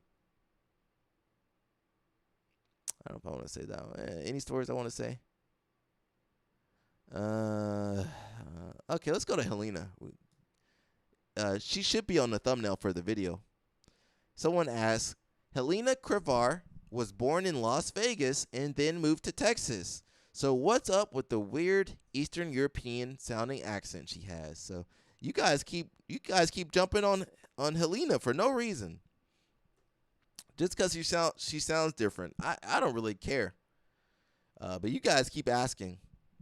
She says BJJ full-time homeschooling with no normal school life with other kids. And speaking only in a foreign language at home. This isn't a knock to her or knock on her. Just pointing out the circumstances. So she got different circumstances, guys, than everybody else, you know. She just born different, raised differently. From my understanding, she has been pretty isolated. I'm hoping to keep isolating her from them boys. While living in Las Vegas with few friends, and her parents haven't let her socialize very much. Being homeschooled by your Serbian mother in Las Vegas has got to be so rough. There's just zero chances of you coming out well socialized or being able to fit into the normal world. I was homeschooled. I did sports, had neighborhood kids. I met new friends once I hit college. Unless you lock your kids in their room, they will socialize just fine. I don't know about that. I met some homeschool kids. They got some issues. Says Her parents are immigrants, Serbians, I believe. Yeah. I said they're Bosnian, and Jason Whitfield jumped on me, even though they share a border. Bosnia and Serbia share a border. Her mom might be, but Danaher is from New Zealand. He's still an immigrant. Her dad is Danaher. It says, yeah, but living with immigrant parents can definitely influence your accent growing up. I was wondering why her name sounds like cow farmer in Bulgarian. Some other Slavic language. Sounds like hose-maker in Serbian. Krevar? It means, I don't know what that means. Said it does. I was going off Bulgarian kravar, which literally means cow farmer. Uh-oh. Helena, cow farmer? There you go. If you get with Helena, you got to take care of cows. Chows. You got to take care of animals if you get with Helena, people. I tend to wrongly assume words in Bulgarian and Serbian are always similar because although I obviously know that's not true. But yeah, that's what I went off. It says, well, that is if we take the C as a K and not as a whatever that Russian symbol is. Then, yeah, it could be cow farmer. Helena the cow farmer. She might have some cows over there. But if we assume whatever the Russian symbol is, I don't know what that is, then it does sound like hoser or whatever. Yeah, I'm not sure how, her name's probably spelled differently in Serbian. Helena moved from Las Vegas to Texas, yes, but accent like she milks goat, but accent like she milks goats in a Carpathian mountains. High five.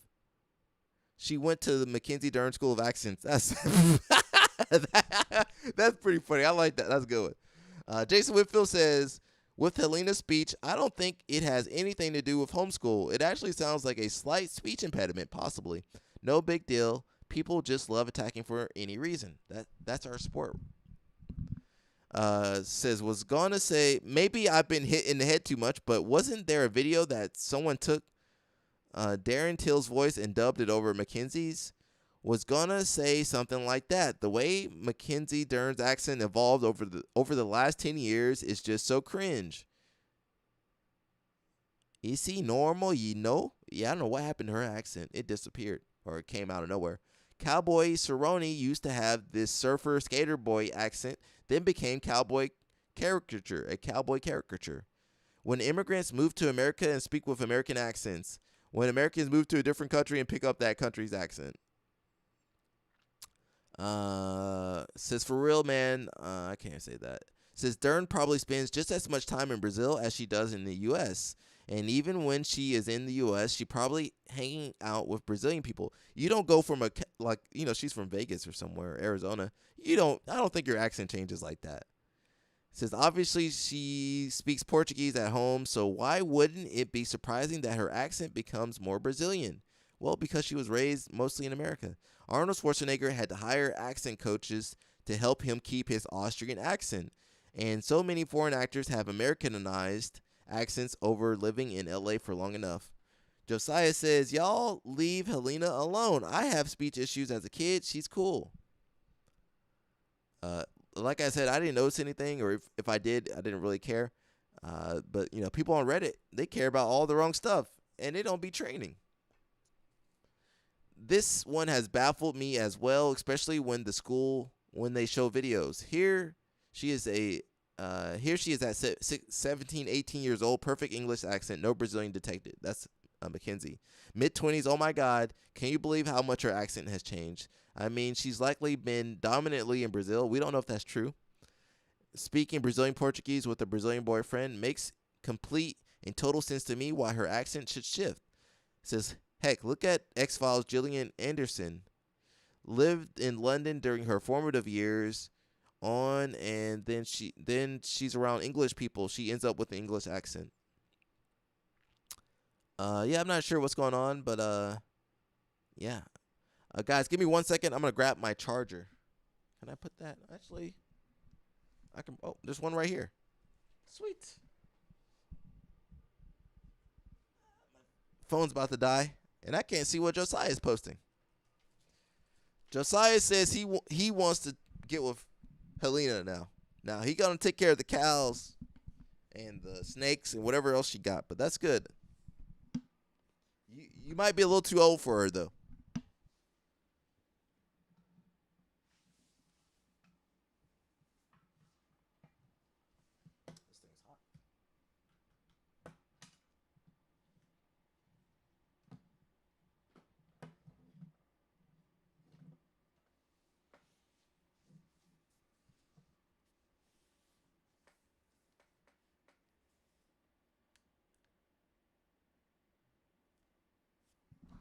All right, I got some power. Phone was about to die. So far consensus is homeschooled, weird parents, immigrant parents, speech impediment. All right, yeah. Who cares what she sounds like? You guys should just be watching her jiu-jitsu anyway. Yeah, I don't want to read any more of that. We got Kit Dell next. He says, what does he say? Josiah says, we all know who I really want to be with. I can't say his name, but Helena, she's too young for me. Josiah likes a little bit of maturity, I guess. And it should scare the shit out of you. And I'm in a lucky position. You might not be lucky right now. You can be, but you might not be. AI. Okay, I know we've heard it all before, but we're about 3 years away from AGI, Artificial Generalized Intelligence. Okay? What does that mean? It's like right now we have like a teenager version of artificial intelligence. I don't want to. There's some fear mongering right there. We got this issue. I'm not saying that AI whatever won't take over, but we got a lot of people peddling fear in this space. They trying to scare you, and then they sell you a program. We got a lot of crazy people in this sport, so we got some crazy people in the chat. So we got to be careful who we kind of give a platform to, and because some of these people, I don't know what they got going on. We're not, AI is just a tool, people. We're not going to jump into. Dorothy Slipper says, I work in AI. This is nonsense. I hope this turns into a joke, Kit Dale style. I don't know, man. The thing is, people in jiu-jitsu and in society in general can't tell when people are joking. Like, you guys can't tell when Craig Jones is joking, and you believe most of the stuff he says. So you got to be careful what you put out there, what you're promoting, what you're saying. That's advice I get to everybody. If you can't understand what you're talking about, or you don't have a understanding of what you're talking about, don't talk about it. Josiah says we can't live in fear. No. Dorothy Slipper says, why is Kit Dell and Lloyd Irvin commenting on AI? I didn't know Lloyd Irvin was talking about AI. Again, it's a tool. It's a tool. I'm not saying it won't change or disrupt certain industries, certain jobs. You know what? That AI still need a lot of power. Like, where the AI getting the power from to run itself? Dorothy Slipper says, the Book of Why by Judea Pearl proves why we are nowhere close to AGI. And what does that stand for? Artificial General Intelligence. Yeah, I didn't even listen to Kit Dale. Yeah, I'm not sure. I don't have a technical background like that, so I'm not 100% certain.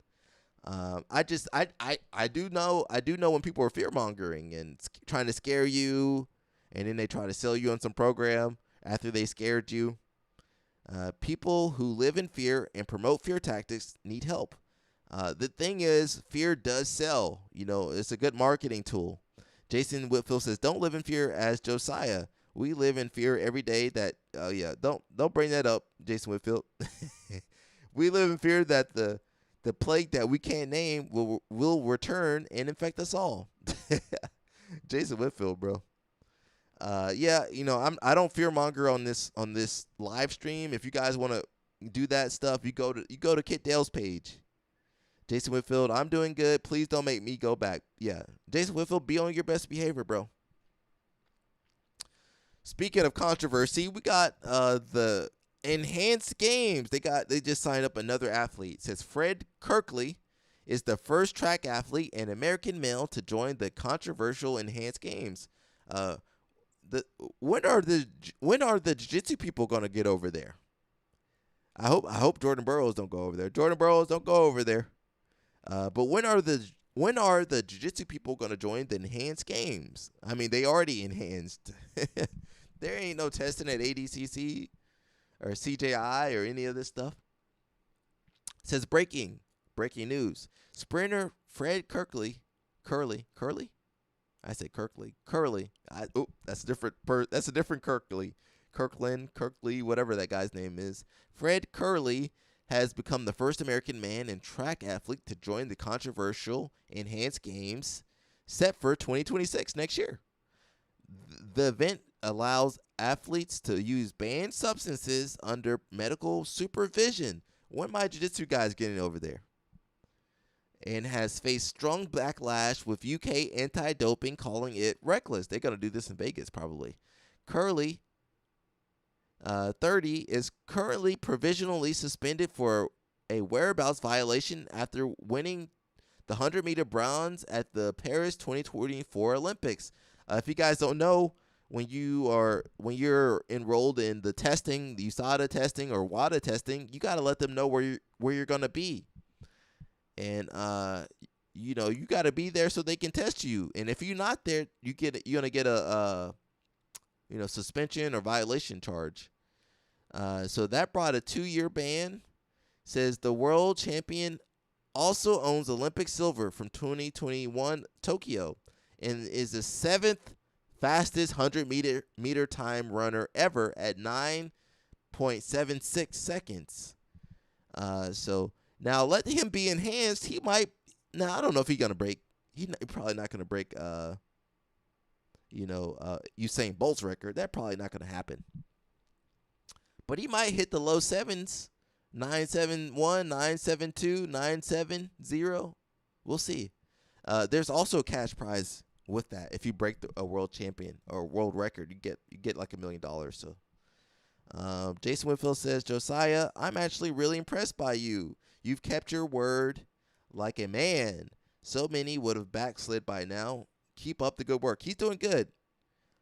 And don't forget the hammer is right there behind Josiah. Whenever Josiah slip up, the hammer, my hammer, I got you, bro. So the hammer's waiting for him. The hammer's right there waiting for him.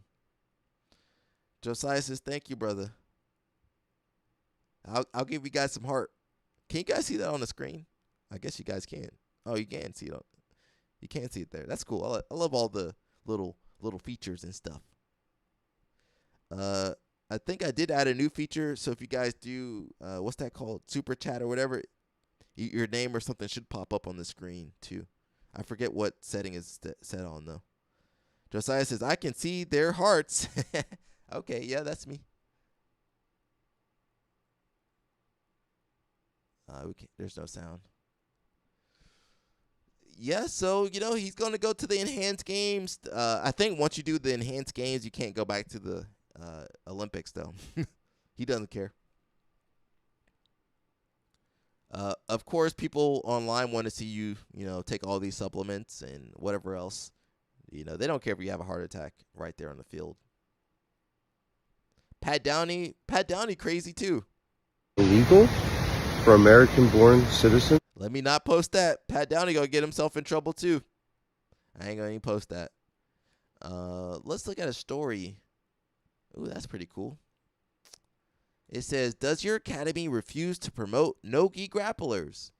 I'm gonna read this before I give my 2 cents. Let me just move my head over. Right there. So you guys can actually see the topic. Alrighty. Before I weigh in, I'll just read first. I haven't been training in a while, but back in 2015, that's 10 years ago, bro. That is a while.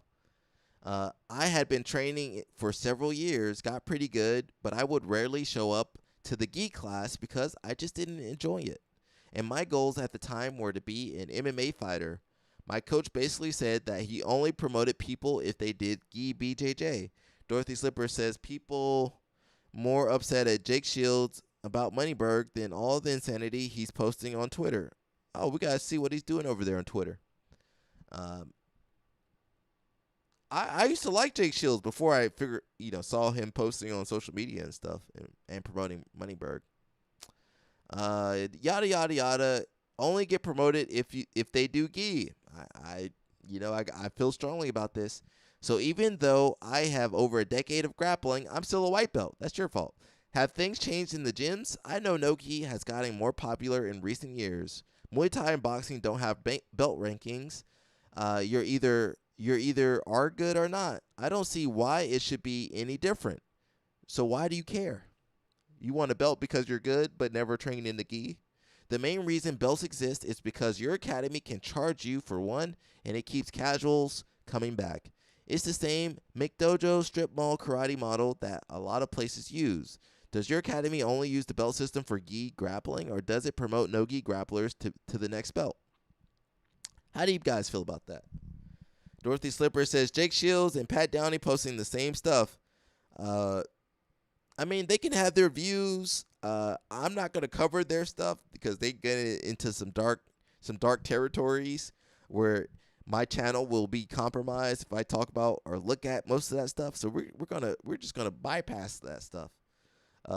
It's not just Jake Shields. You got who was over there? Kit Dale over there talking about AI taking over. These guys. I mean, I don't know. That's not what I'm using my platform for. My platform is positive. We positive over here. We trying to make positive change, and we're not trying to offend too many people. You know, that's why I jump on LOL Snap. He be offending all the girls. Jake Shields is a white supremacist. Yeah, most of those guys are. You know what? I ain't no white supremacist, so we ain't really covering that stuff. I got too much stuff to cover. I'll let them handle that topic. And you know, people in this space, easy to get caught up in that stuff real fast. Some of your favorite grapplers, some of your favorite athletes and grapplers probably, they subscribe to that stuff too. They just won't let you know that. I think you safe with me and Mushmaster. We ain't no white supremacists over here. Mushmaster says, I thought no-gi only guys didn't care about that stuff. They don't even wear belts. Yeah, but they still want. The thing is, when you a white belt after 10 years, it don't look that good. LO Snap says, I'm back to offend more people. Nope. Mushmaster says, Kit Dale blamed DEI for his failed acting career. No way. How did that mess up his acting career?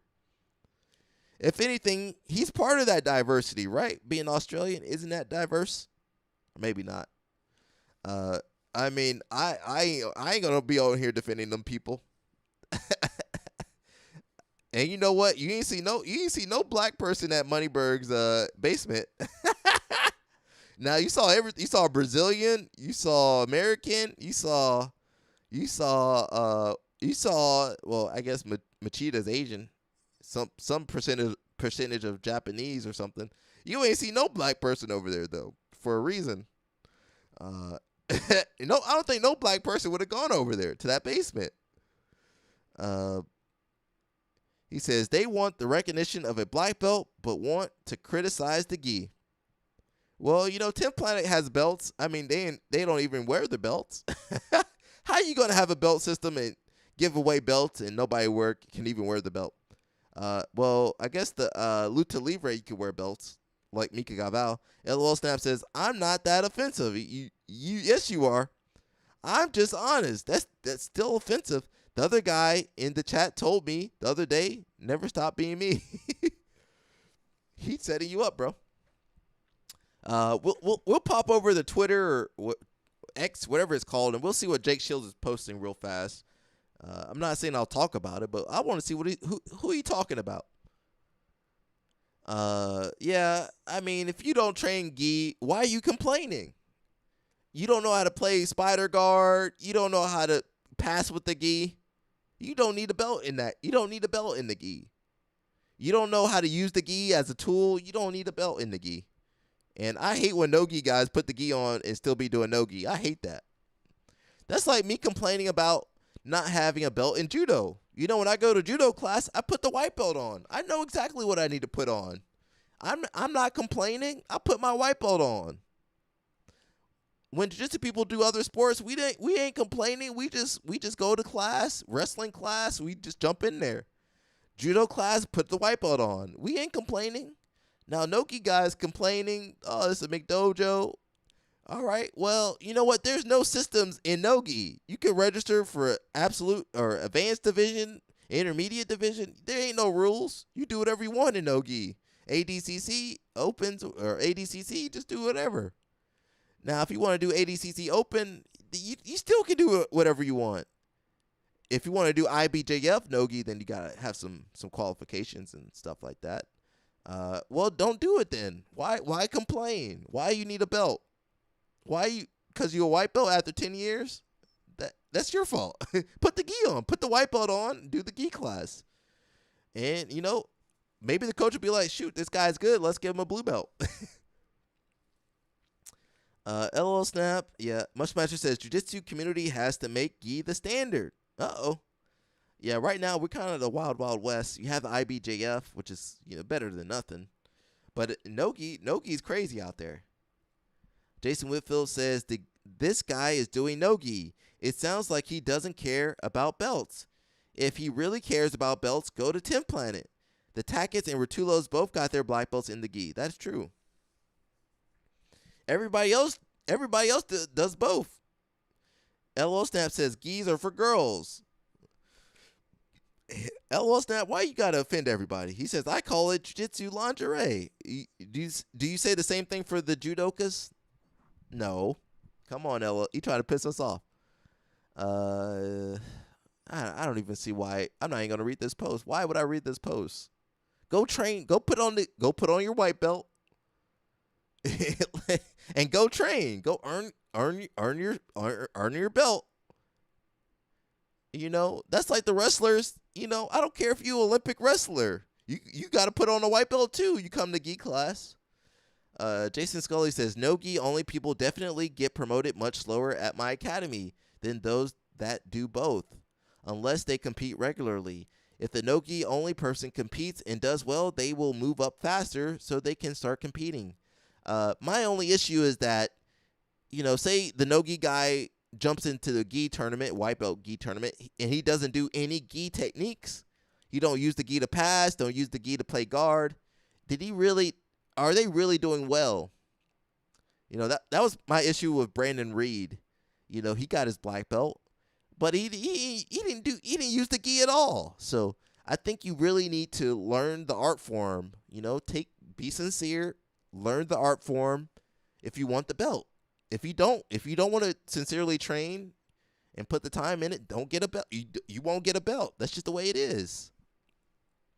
And why complain?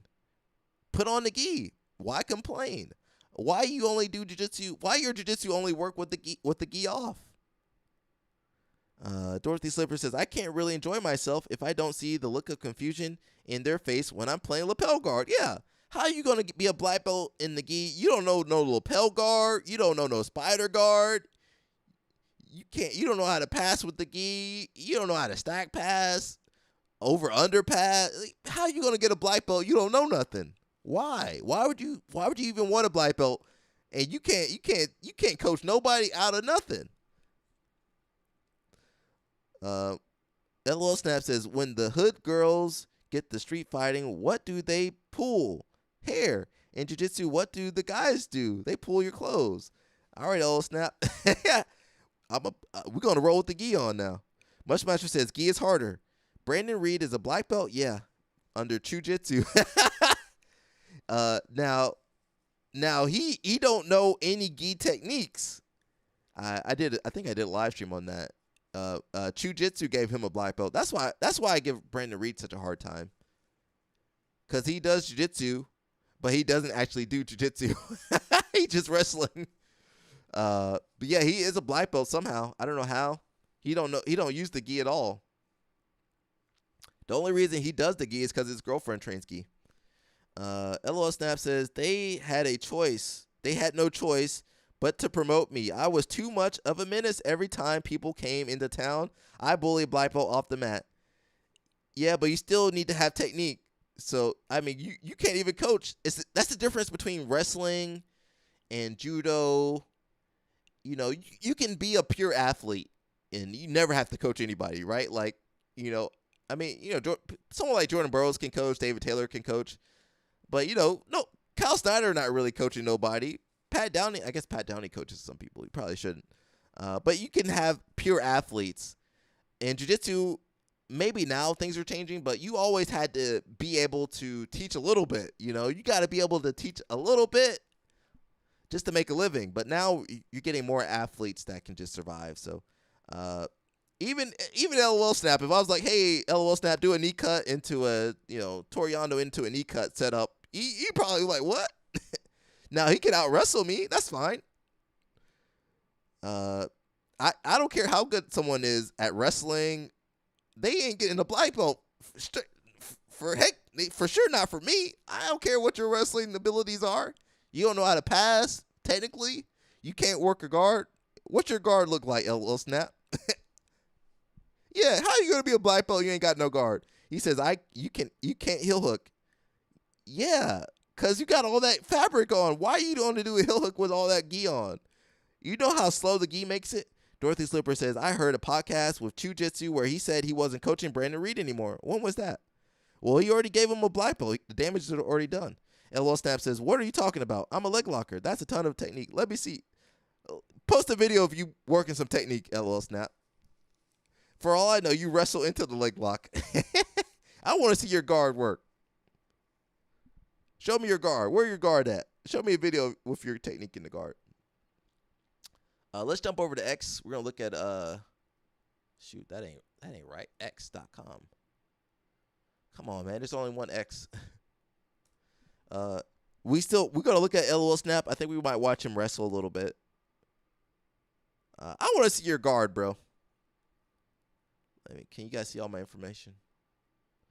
How did I get logged out of this crap, bro?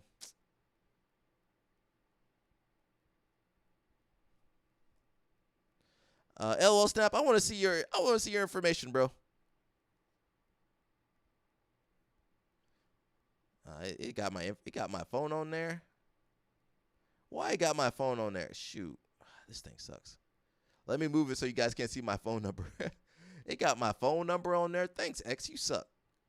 Ever since Eli bought it. I want to see LOL Snap's guard. Dorothy Slipper says, I predict you don't make it to 3 Jake Shield posts before you close it. Probably. I just want to see what's up there. Uh-oh. The first thing that comes up is Jimmy. Is that Jimmy Kimmel? That's terrible. X is a terrible website. X is a terrible website. LOL Snap says, I do wrestle into the leg locks. I know it. I knew it. I never met you and I knew that. How do I know that? I want to see some guard work. How you get your black belt? What's your guard look like? What kind of guard do you play? I'm sorry, LOL Snap. I'm jumping on you today, bro. I'm sorry. Jason Whitfield jumped on me yesterday, so now I'm jumping on LOL Snap. Jason Whitfield, what kind of guard do you play? Let me jump on Jason Whitfield too. Jason Whitfield says, where am I at? LOL Snap says, if I'm tapping all these people that you guys consider high skilled, I want to see the technique though. What technique did you just use power and strength? All right. I don't care. I want to see technique. I don't care. I want to see technique. Oh, that's amazing. You tapped him out with the smother choke? Cool. You caught him with the heel hook he wasn't ready for? Let me see the technique. I want to see the technique, LOL Snap. I don't care. I got different standards. He says, if I'm tapping all these people that you consider high skilled, what does that say about your sport? I don't know. You still a specimen? I mean, that's like saying if I fight the Incredible Hulk and he beats me up, what does that mean? Does that mean I wasn't skilled? No, that just means I got overpowered. I want to see your guard. I want to see your guard, LOL Snap. Where's the video at? Jason Whitfield says, one of my favorite videos is J Rod rolling in the gi with tying in at AOJ. He got pretty demolished. He was so confused how he could do nothing.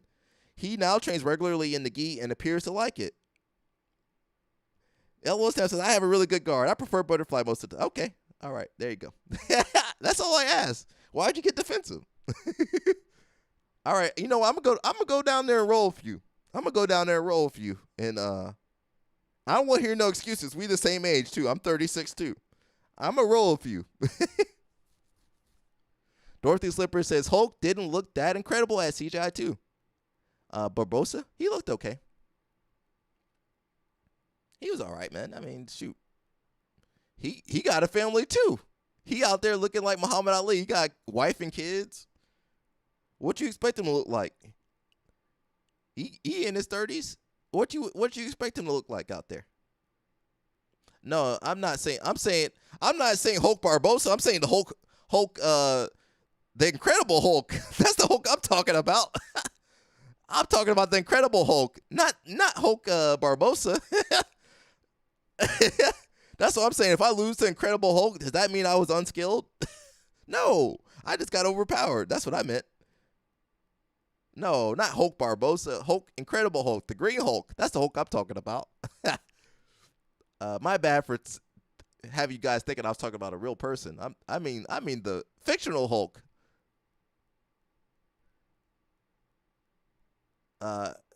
Jimmy Kimmel. What's going on with this channel? Oh, Jesus, this stuff is crazy. Now, guys, you know X, they got some stuff on here. Hopefully nothing pops up that we shouldn't be seeing. Jake Shields, let's see.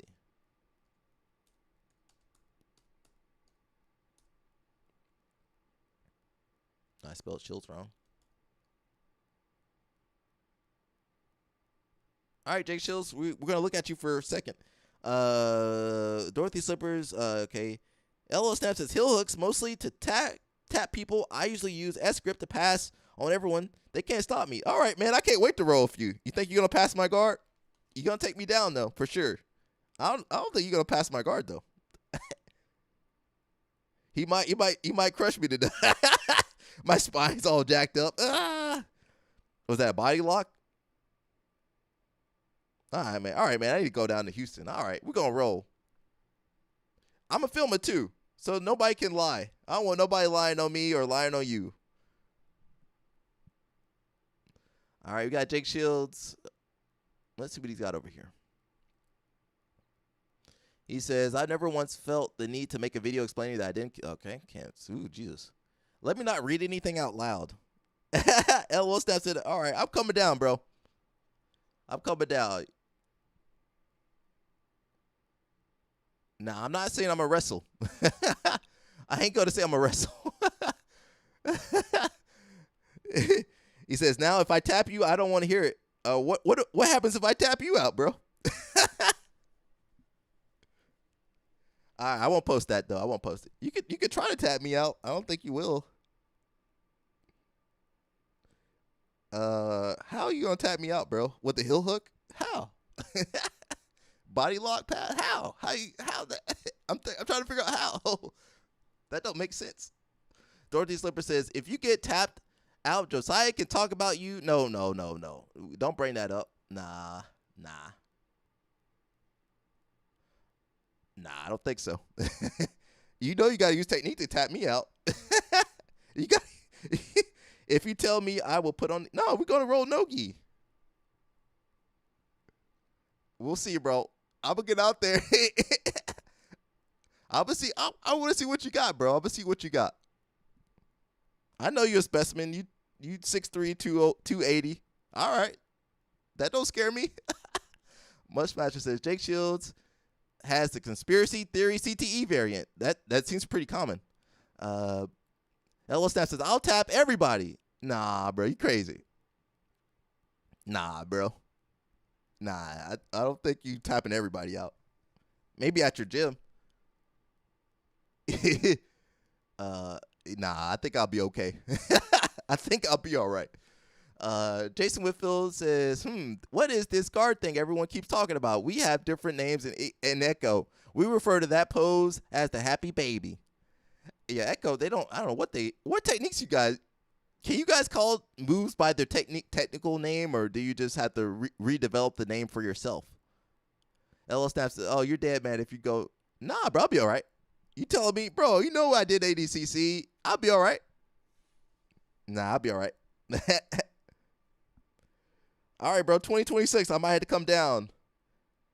All right, and when you don't tap me out with the 280-pound advantage, weight advantage, and the height advantage, what's that say? Nah, I think I'll be all right. What skill? How you gonna beat me with no technique? I mean, I'm sure you got some technique. Mushmaster says Echo doesn't have moves; it has vibes. That's true. Let me see what Jake Shields got real fast. I'm not going to read anything out loud.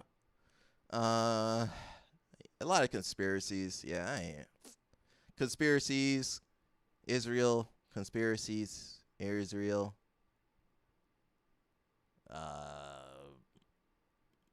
Conspiracies. Conspiracy. Conspiracy. Conspiracies. Conspiracies. Conspiracies. I'm not saying the conspiracies aren't right or wrong. I'm just saying conspiracy. There ain't nothing on here. There ain't nothing on here. Conspiracies. All right, there's nothing on here. You guys want to see LOL Snap? Show me the video of you rolling though. I want to see you rolling, bro. You can see video of me rolling. You can see it. You can see video of me training, competing, rolling, teaching. You can see everything. I want to see a video of you rolling, bro.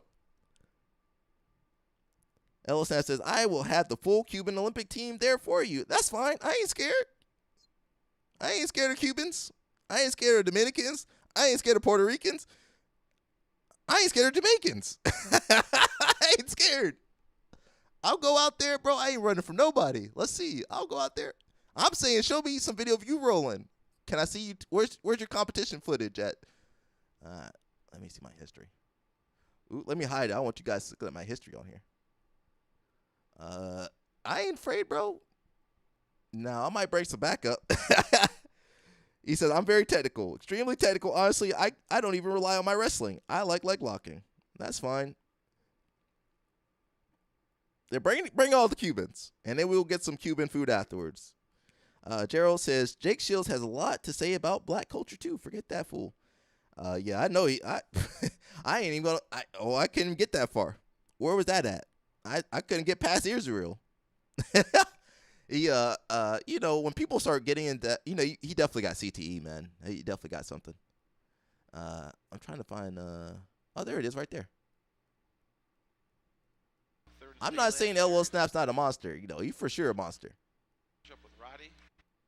I'm just saying I ain't afraid. I think I'll be okay. Now, LOL Snap, if I catch you in something, I don't hear nothing on the stream again. Jake Shields just niche marketing using hate because it's catnip to the frontal lobotomy. Yeah. Apparently it works. I mean, now you might be on some lists, on some government lists, but I guess he's okay with that. Let's watch LOL Snap wrestle one more time. I'm not saying he's not a good wrestler. I'm just saying I don't think you're gonna leg lock me. How? What setup? Still fighting. That's not him. He gonna pop up next. He's the specimen that comes up in a little bit. 14. One more and he'll have his hat. There's the attack. Now we just gotta get him. Keep him off his no pin. LOL Snaps. I need to get some more footage. I never post anything. I got social media, but I don't use it other than YouTube. Okay. All right, bro. I want to see. Now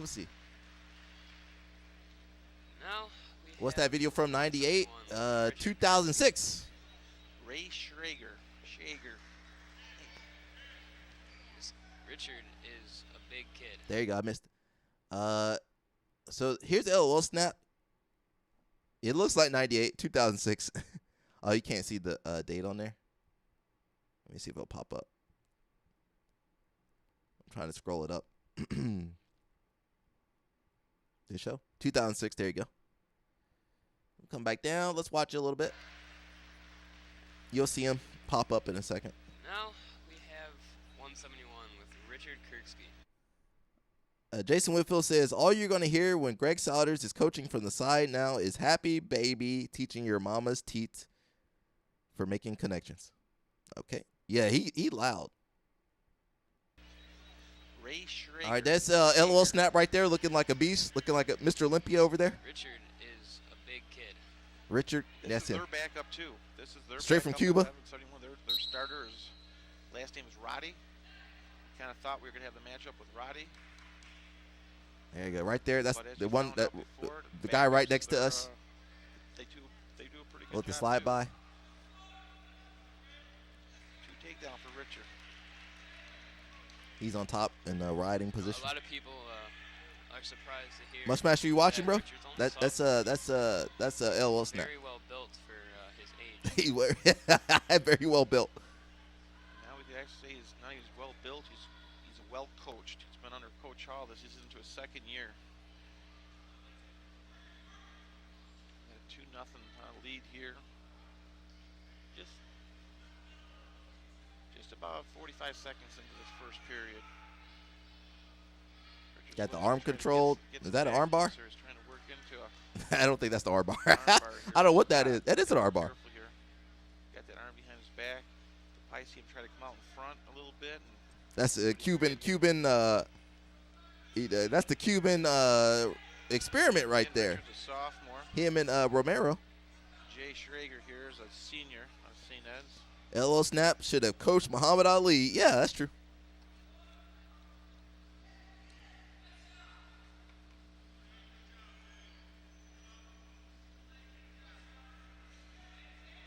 Not really too much happening right now. Just No, but this is where Richard's really tough if he can get that locked up.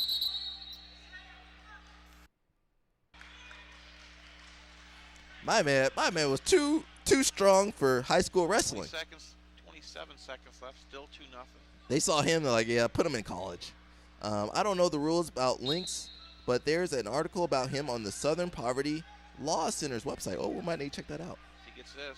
Boom, this is Richard's very good right here. Yeah. Got the pin, near fall. Against the near fall, possible, and the fall. see that. Davis went to 15 to 43. Dang, that was fast. Now, LOL Snap said he's going to do that to me, but I don't believe it. Can we look that up real fast? Let's see. How much time we got on here?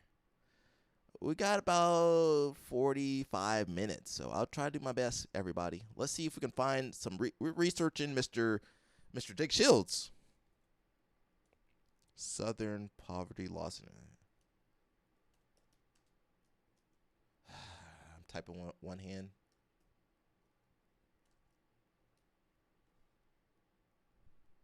Dun, dun, dun, dun, dun, dun. Apathy is not an option. That's a good little tagline there. Can we find Jake Shields?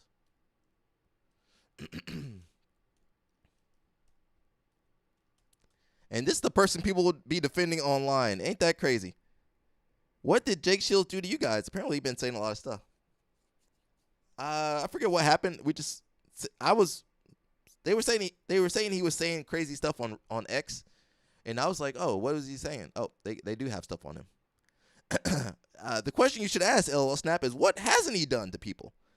You should have seen me play football. I was a minute. Yeah, I can see you. I can see you definitely tackling people out. Let me just read this real fast. Oh, Jesus Christ. I hate reading all this. Let me see if there's anything good. Podcast platforms host Jake Shields' anti-Semitism. Uh-oh. Take him out of here. And bigotry and racism. What did Jake Shields do? Again, I asked, what hasn't he done?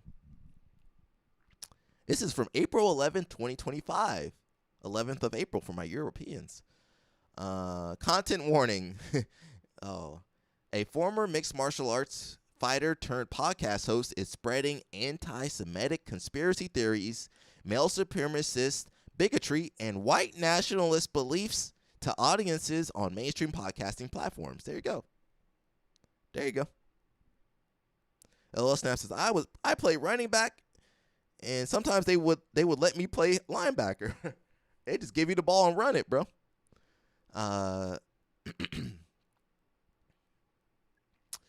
Yeah, that doesn't sound good at all. It sounds you guys defending Jake Shields. I've been telling people not to. I mean, look at the lineage over here. Jake Shields to Moneyberg. Everything's messed up over there.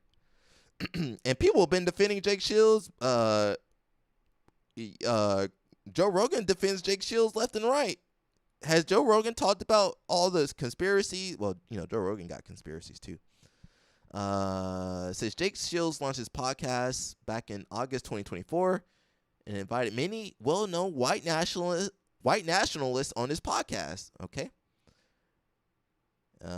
Promoting Hitler. Okay. Spreading anti-Semitic conspiracy theories and parroting white nationalist talking points about the behavior of certain racial groups. Shields interviews MMA fighters and other athletes about their careers and personal lives. So you see that intersection between the fighting and all the conspiracies and the nationalists. It's all messed up. LL Snap says, it will take the whole team to tackle me. I believe it. Hate Watch emailed a detailed set of questions to Jake Shields, then followed up by text messages. Shields responded by text, asking the questions be sent to his phone. What is Hate Watch? Says Shields accused the Southern Poverty Law Center of trying to control his speech. You might need your speech control, man. What did you spewing hate left and right, but you want people to protect that. Let me not get too much into that. I think you're an organization of hateful demons. He got that CTE kicked in terribly. You're an organization of hateful demons who want to control speech while killing kids. That's not what Southern Poverty Law does. If anything, Southern Poverty Law defends the poor, defends the weak, the voiceless. What is he talking about? What's wrong with Shields? So when I get on the UFC for not having pension and medical for these guys, they need to be studying these people's brains. Dorothy Slippers says Danaher was on Jake Shields and then Jake Shields on Rogan and then Elephant Graveyard video promoting towards them killing BJJ. That Elephant Graveyard video, what was that? I don't remember. Elephant Graveyard video, what's that? All these guys are connected. And you guys be training and supporting Danaher, buying all his DVDs. You supporting Jake Shields, defending Jake Shields, supporting Rogan, defending Rogan. And they be the worst people. Sorry, Danaher. I'm starting to like Danaher a little bit. But they be some of the worst people. And they got some of the worst people on their platforms. And the people be ready to kill someone like me. Oh, I hate that guy. And they be getting paid money saying all that hate stuff. Jason Whitfield says, can we set up a pay-per-view match between you and LL Snap? The only way he can win is if he breaks your spine. Jason Whitfield, you trying to watch me die? Oh, man, Jason Whitfield. You got to calm down, bro. You trying to get me killed over here. No, I'm not saying he can't break my spine. I just said he wasn't going to tap me out. I'll just go out.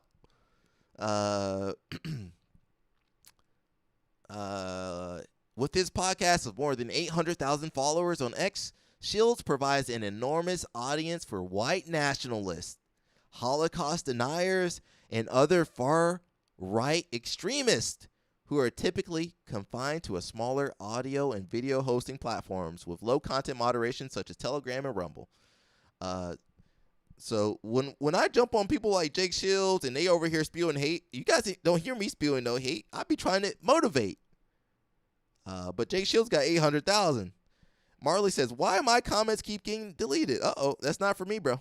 Maybe YouTube jumping on you. What'd you do on YouTube? I ain't deleting nothing. I can barely see what's going on. I'm just kind of jumping around.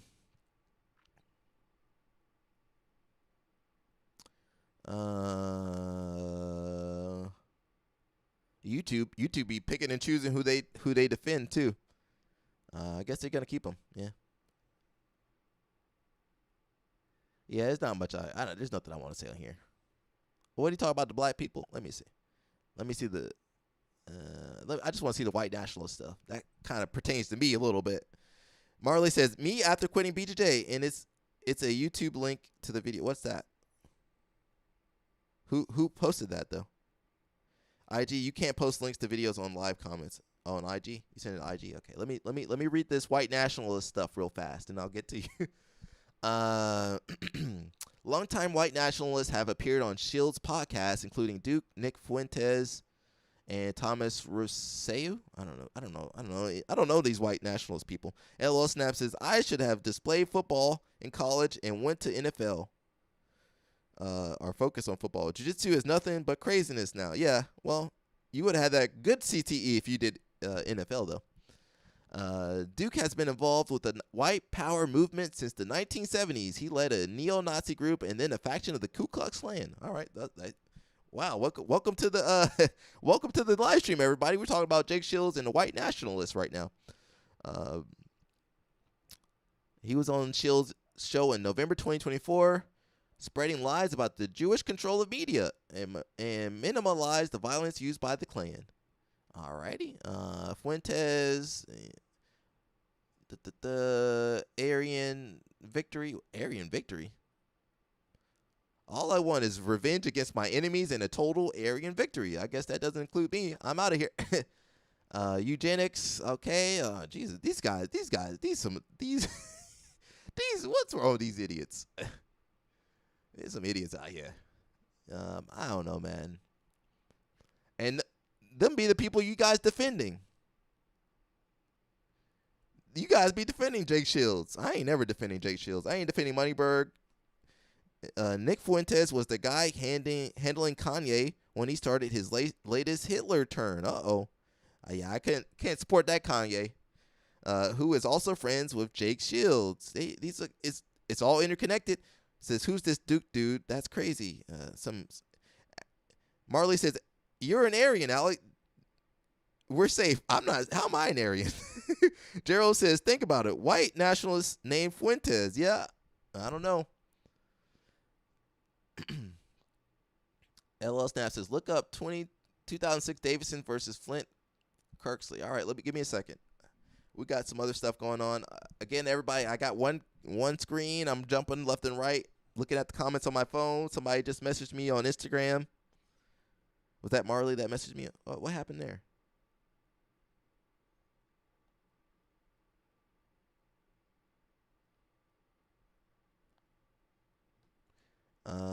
Balea sent me something. Wait a second. What? Marley, you sent me something? Did you send me something, Marley? What did people sending me too much? Marley, I thought you sent me something. Marley said, what was I supposed to look up? Oh, you didn't see me. What was I supposed to look up though?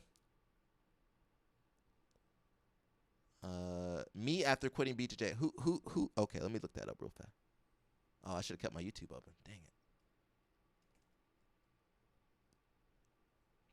I got a feeling we're not going to finish all the stories today, which is fine. Me after quitting. Is that you? Is that the... Oh, shh. What the heck just happened?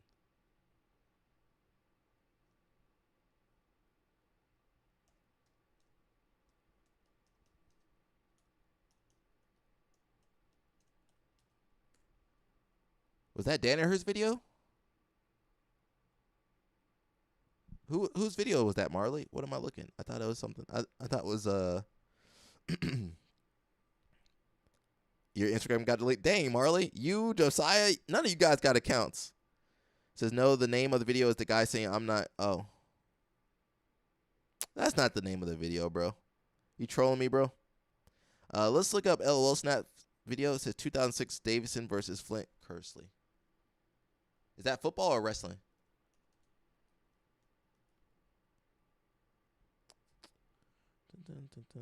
Marley, why you over here messing around, bro? You need timeout again, bro?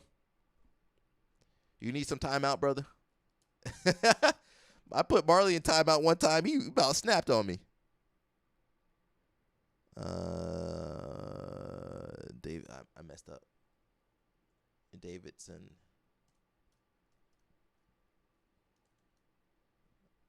versus Flint.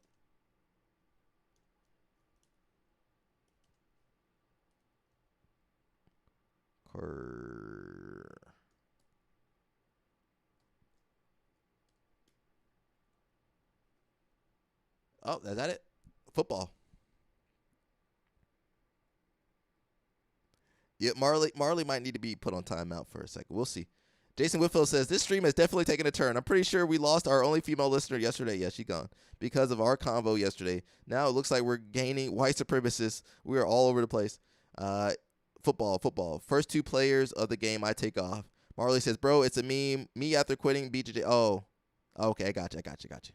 I'm trying to illustrate a meme. Okay. It doesn't come over that well over text, brother. Josiah, Dorothy Slipper says, I just want friends to study Eric Munez lapel sleeve guard and Jake Shields. I'm controlling the media demon hunter. Yeah, we doing everything. Elo Snap says, I used to have to carry my birth certificate and a vitamin test with me every single event in high school. Because you Cuban poppy. TF, did you talk about yesterday? I don't know. A lot of stuff. Is it this one?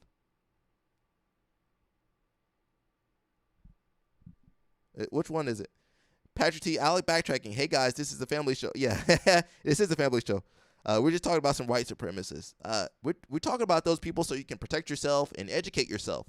I want you guys to be educated and not be supporting the wrong people. Which one was it? Is it this one?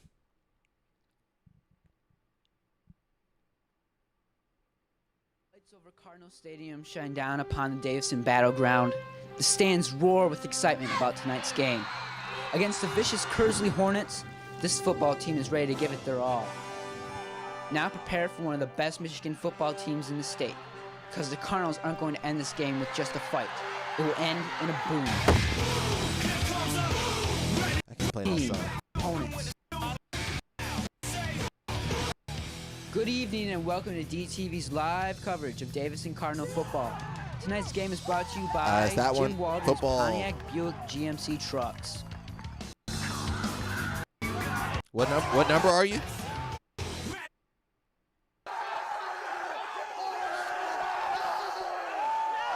Just fast forward to the first play. Football game between the Cardinals of Davison and the Kersley Hornets. We welcome all you Cardinal fans. WDTV and you the game, and they took what little audio. Well, hopefully the guys are well grounded and ready to go tonight. Reliving LOL Snap's glory days. This is a vibe. For Kersley, we have number 37 and number 4, which is David Osher, number 4, and number 37, Brent Wagner. What number are you, bro? Osher is the guy who was tackled by Kylie Mitchell. Number 9. Yeah. ESPN clip from a few weeks back. Oh, he's down right there. He's down right there at the 19-yard line. Number 6, which happens to be Zach DeRochers. You said just the first play? We'll just watch the first play then. The ball. The field's a little soggy to say the least. Oh, a lot of rain. A lot of rain. In fact, the middle school game was canceled over at Flushing. In the Auburn outfit. On Wednesday. And the freshman JV games last night at Kersley were canceled. I think Patrick T says, who else do you know that talks about BJ racism in high school football for 3 hours? Comes out with a split and a flank. They run the veer. And they run the option here. And he gives it to the fullback, the first man on the option, and he picks up maybe is that 2. You right there, number 9 right there? It's a long 1 or a short 2.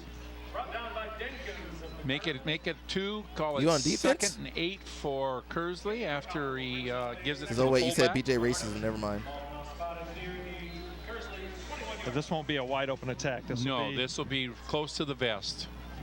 Kersley doesn't make many mistakes, and they just keep coming at you.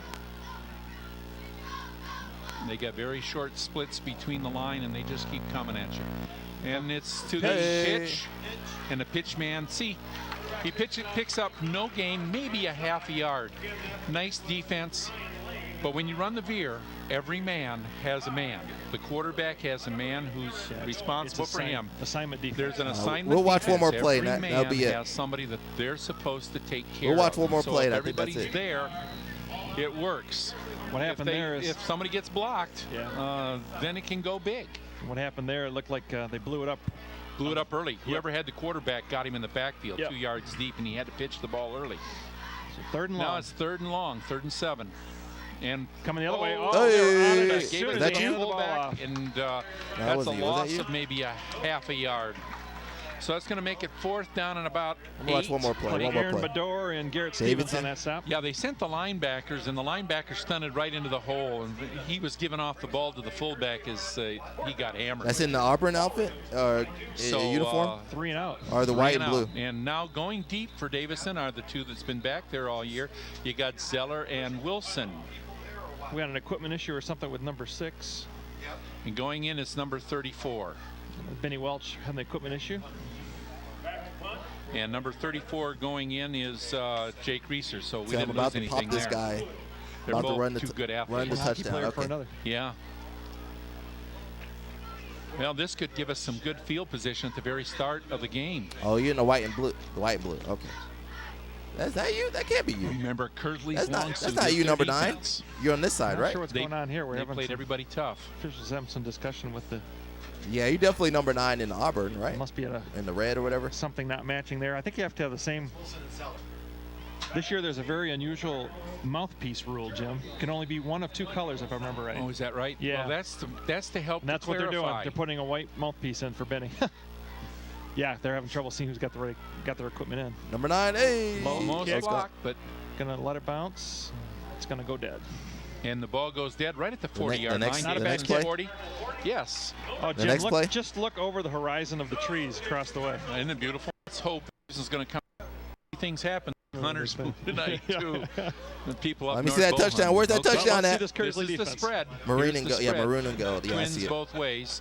Quarterback from the shotgun. The jet because they're going to throw it under to Zeller. Fumble. That's a lateral? No, incomplete pass. Incomplete. It was a nice makes it second. Again, Kersley, you can't make mistakes with Kersley on offense. They got a very fine defense. It's like they're playing man coverage, though, on those wideouts. Yeah. Plot twist. Elbow snap is the referee. And that's Tim Olds. We can beat them on the outside, Jim. You're not looking at the kind of speed we saw against Grand Blanc or Carmen. But they're smart ball players. This is Zeller in motion. Inside give. That's Timmy Olds. And that's Timmy Olds, and he's gone. No, they're going to get him right there, number 5. But not before he picks up. Let's see. 50 pounds, 145 pounds soaking wet. A race. Expecting us to throw. From the spread. We're going to see here we go. That's your 4 wide receivers, single back set. This time you got Richard Kirksey in the backfield, and he's as good as. Whoa. Need to fast forward. Nice catch there by Colin. Catch. Nice Cousineau. pick up by Cousineau. And Cousineau's got Lang and I believe Tony Rivas and Ryan Renbarger and Aaron Ball. I see you out there. I'm missing waiting someone for it. here. Maybe Nick Cherry. This is Kirksey still in the backfield. He gets the carry. Hey, here we go. Kirksey Here we go. inside. Here we go. Here we go. First Here we go. down and Hey, more. Cuba. Is he going to go down the hill? No. Yes, he's going down the hill into the end zone. All right. Cut the corner. Hey. Speed. Absolute speed. Now that's a sophomore. Well, they had the angle there too, Jim. He just ran away from him. Watch that one more time. You should have gone to the NFL, bro. And Ryan Renbarger. You should have gone to the NFL, bro. Aaron Ball. And I'm sure I'm missing someone here. Maybe Nick Cherry. That was a good run. Still in the backfield. He gets the carry. That was a good run. Kirksey Hey, inside. hey, First little down feet, and little more. feet, little feet. Is he going to go down the hill? No. Yes, he's going down the hill into the end Hey. zone. Made it, cut the corner. That's Speed. good. Absolute speed. Now that's a sophomore. Well, they had the angle there too, Jim. He just At ran the away angle. from He said, next, I'm going to send you my grade 6 hockey goals. All right, everybody. That might be it. That was good. That was nice. I enjoyed that. We got some UFC BJJ news. I don't know how much time we got on the stream. About 30 more minutes. Okay, we're not doing terrible.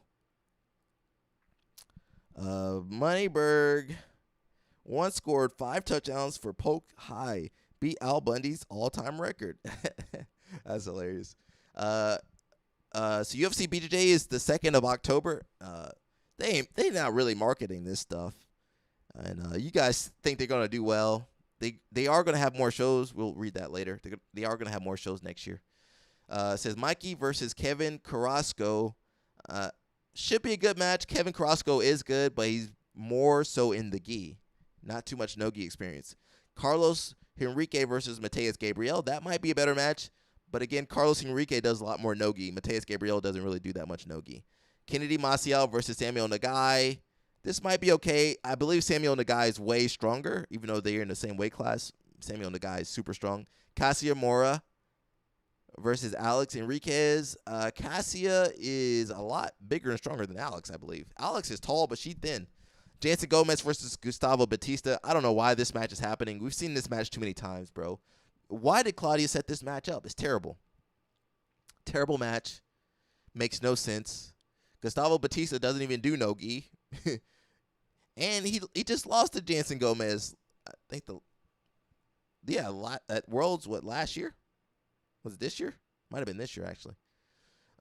You got Chris Olivio versus Andy Murasaki. Olivio is from Puerto Rico, and he did PGF. I'm interested to see how he handles Andy Murasaki. I believe Andy has won no-gi worlds one time, but Andy be making some blunders, bro. Now you got Andy Varela versus Daniel Slather. Who's that guy?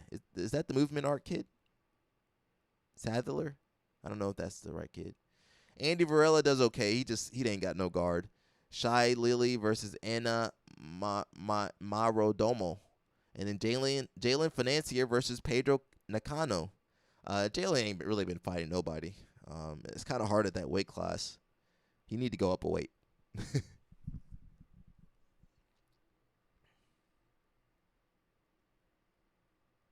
Krugans. They're saying they're the first Brazilian Jiu-Jitsu gi. I don't believe that. Is Krugans the first Jiu-Jitsu gi? Well, from Brazil. Jiu-Jitsu gi.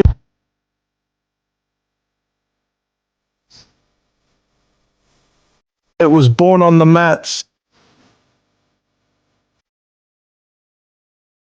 Our gi is still handmade today as it was in the beginning, crafted by fighters for fighters. My bond with Kruger's gi has always been spiritual, like armor to a warrior.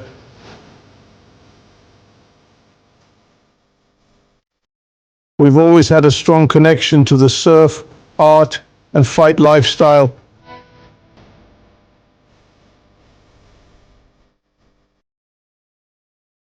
This authenticity is crucial to a brand's essence.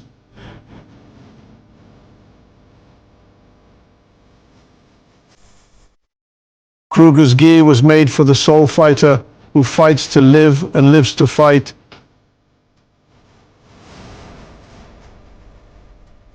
Choosing a jar matters as it embodies one's spirit. It is the eye, isn't it? I didn't know that. Kruger's gi symbolizes Jiu-Jitsu's evolution.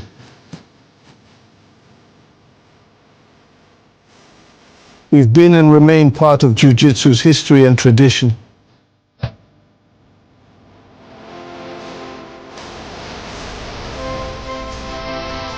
Kruger's gi is a brand with spirit, with something deeper behind it. The fight to live, live to fight spirit. Tradition in Jiu-Jitsu. Are they still around? It says when it comes to Jiu-Jitsu, yeah, that was AI. I didn't realize that. When it comes to Jiu-Jitsu, we don't just follow the path, we create it. In 1987, that's a little bit older than some of us on this stream, before me too. In 87, Krugans became the first brand in the world to design a gi specifically for Brazilian Jiu-Jitsu. From the iconic braided jacket to the seamless back and reinforced pants, every detail was engineered by fighters for fighters. That is true. When I was coming up, those Krugen gis were around. Those were the loner gis. When you were a white belt and you didn't have a gi, that's what they gave you to wear. And that thing, hopefully it was clean. That thing was stiff. Feel the legacy, innovation, and unmatched quality in every role. Whether you're training or competing, trust the brand that shaped the sport. I might have to get one of those. I don't have to wear inverted gear anymore, so I might get a Krugen ski. That's a throwback, bro.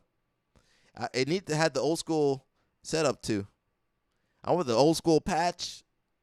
I want the patch on the leg, the patch on the butt, the patch on the back. I want that. That's you guys. That's older than some of you guys. I mean, nah, that ain't legal. That ain't IBJJF legal, but that's okay. Who cares? I want the old school. I don't want the new school. I want the old school remake. Give me the old school. Actually, if I could find one, I would buy one in a heartbeat. So that's pretty cool. A little throwback. We got Cormier over here. Somebody kissing his head. Why are they kissing him? Why are you kissing him like that, man?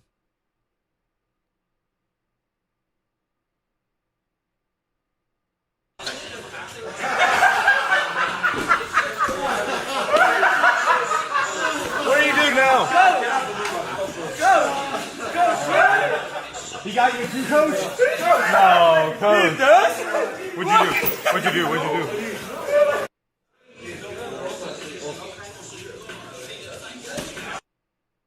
That's weird, bro. Mushmaster says, bring back Howard Combat. I did tell Gable Stevenson to go train with Cormier, but I don't know if you want to train over there like that. Mushmaster says, bring back Howard Combat kimonos. Are they going to? Yeah, bring back Krugens, bring back Howard Combat kimonos. I missed all those old school gis. You know, I missed that. That's very nostalgic for me to see those old gis. Now all we got is King's kimono and some other inverted gear and some other stuff. They okay, man. They all right, you know. They okay. I miss those old gis. We got a new matchup coming up. Old school matchup. You got Mr. Jeff Glover. He probably subscribed to Jake Shields too. Anyway, Jake, he definitely said some crazy stuff. Jeff Glover versus Mr. What's my guy? Mr. Barry Yoshida. I like Barry Yoshida. Mr. Crucifix over here. So excited to announce the main event this Saturday in Los Angeles. Jeff Glover versus Barry Yoshida. Okay. I got to go with Barry Yoshida because he's been consistently competing. And I don't know what Jeff Glover been doing. He probably been doing some illicit substances. Dorothy Slipper says, Gable would definitely be in with this culture with those sweet eyes of his. Dorothy, why are you looking at his eyes? You know, he got them Drake eyes. That's why. Don't look Gable Stevenson in the eye. He gonna interpret that differently than what you want him to interpret that as. I can't even talk. Gable over there putting words in people's mouths. Hopefully that's the only thing he's putting in people's mouths. Jake Paul versus Gervonta Davis, I guess, got canceled. Supposed to be in Atlanta. It says the highly publicized boxing match between social media personality Jake Paul and Gervonta Tank Davis, scheduled for 14th of November in Atlanta, is according to the Georgia Athletic Commission's Paul's promotional company rescinded its application for event permits and special rule waivers needed for the state bout. There is a big difference, over 199 pounds with Jake Paul versus Tank with 140 pounds. So they might have to do that in Vegas. You can do that in Vegas. You can't do that here in Atlanta, though. We don't want that over here in Atlanta. Performance Institute, you know, Muhammad Ali was talking up the Performance Institute, but in my head I'm thinking, man, all the athletes work for that. They think they're getting that for free. They think they're getting the chef and the doctors and the equipment for free, but they all pay for that. All them fighters paid for that. Dana White didn't pay for that. The fighters paid for that. And he's like, man, it's so amazing what the UFC gives us, man. And I'm thinking, man, the UFC stole all that money to create that Performance Institute. So when you guys support the UFC, I'm just thinking that's all the money. That money should have gone to the fighters. How much you think that building costs? $50 million? $100 million? That's fighters' money. Dana White took all your guys' money, put it in that crap. You could have had your own chef, your own doctors, your own PT. You could have had all that equipment. That's all supposed to be your stuff. Fighters, you got it, man. CTE. Jason says, what interesting marketing by the Krugen ski people. They took a price a price out of the Gracie's handbook. A post out of what is that? Well, I'm reading like you said it. They took a price, it should be a page, right? A page out of the Gracie handbook of marketing. Make big claims that no one can prove that happened over 100 years ago. 87 wasn't 100 years ago. Dorothy Slipper says, taking a dive versus Jake Paul or letting Moneyberg tap you in his socks. You're going to get more money with Jake Paul. Athletes have such tough choices to make these days. Don't forget about OnlyFans. They can always rely on OnlyFans. Let's listen to Raquel, Canuto's wife. She's a little bit older than him, too. Personalized strength and conditioning, mats, top-tier training facilities, rehabilitation. Fighters, you guys paying for all this. You guys could have all afforded this for yourself. Premium dining hall. Yeah, how much did the Performance Institute cost? $100 million plus maintaining and running it. These fighters don't think, bro.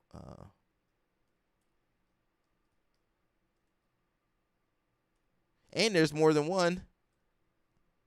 How much did that place cost? It says the cost to use the UFC Performance Institute is free for all UFC athletes. It's a facility provided by the UFC at no charge to its roster because they paid for it. They paid for it. If you're a fighter, you pay for that building. You paid for that. It ain't free. You pay for that. All the income they didn't give you, it went towards that. And Dana White and the shareholders. It just didn't go to you. Dorothy Slipper says this is like a mid TriStar gym. Oh, TriStar got a better gym than that? Let me look at TriStar. The initial construction cost for UFC PI Performance Institute was $14 million. The UFC has also invested in a new PI in South Africa with a similar $14 million investment. They money laundering something. According to the First and Penn, to expand their global reach and support African talent. It says athletes are responsible for their own lodging and travel expenses to the facilities. Vegas PI was 14. That can't be right because 14 million in Vegas ain't the same as 14 million in South Africa. Where the money going to? They that's some accounting over there. They got the 14 million in Mexico. Come on, 14 million for the Performance Institute in Mexico. Ain't no way, bro. Ain't no way. Let me read this Reddit over here.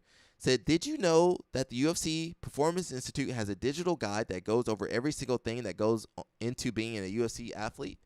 Came across this and wanted to share. It's been a while. Nearly 500 pages of training analysis, fight camp information, and really cool mindset and strategy for strength and conditioning. Where do they talk about that money, though? Every fighter should be checking that out, especially the lower level fighters. Honestly, you see high level athletes in other sports using the UFC Performance Institute, especially boxers. I know Terrence Crawford has. I believe Devin Haney and many more. It's a hugely valuable resource if you're a UFC fighter. I'm pretty sure everything is free. UFC fighters are also allowed to bring teammates to the Performance Institute. I don't think you will get access to the full amenities like the workout and diet plans and other personalized things, but you can use the facility. They really do have some sweet stuff for fighters and sweet insight. Didn't Francis live out of the Performance Institute for a while? $800 million in operating costs gets you frivolous stuff like this. That's where their revenue went towards? What do they mean by $800 million in operating costs? Is that what the UFC does with their accounting? $800 million?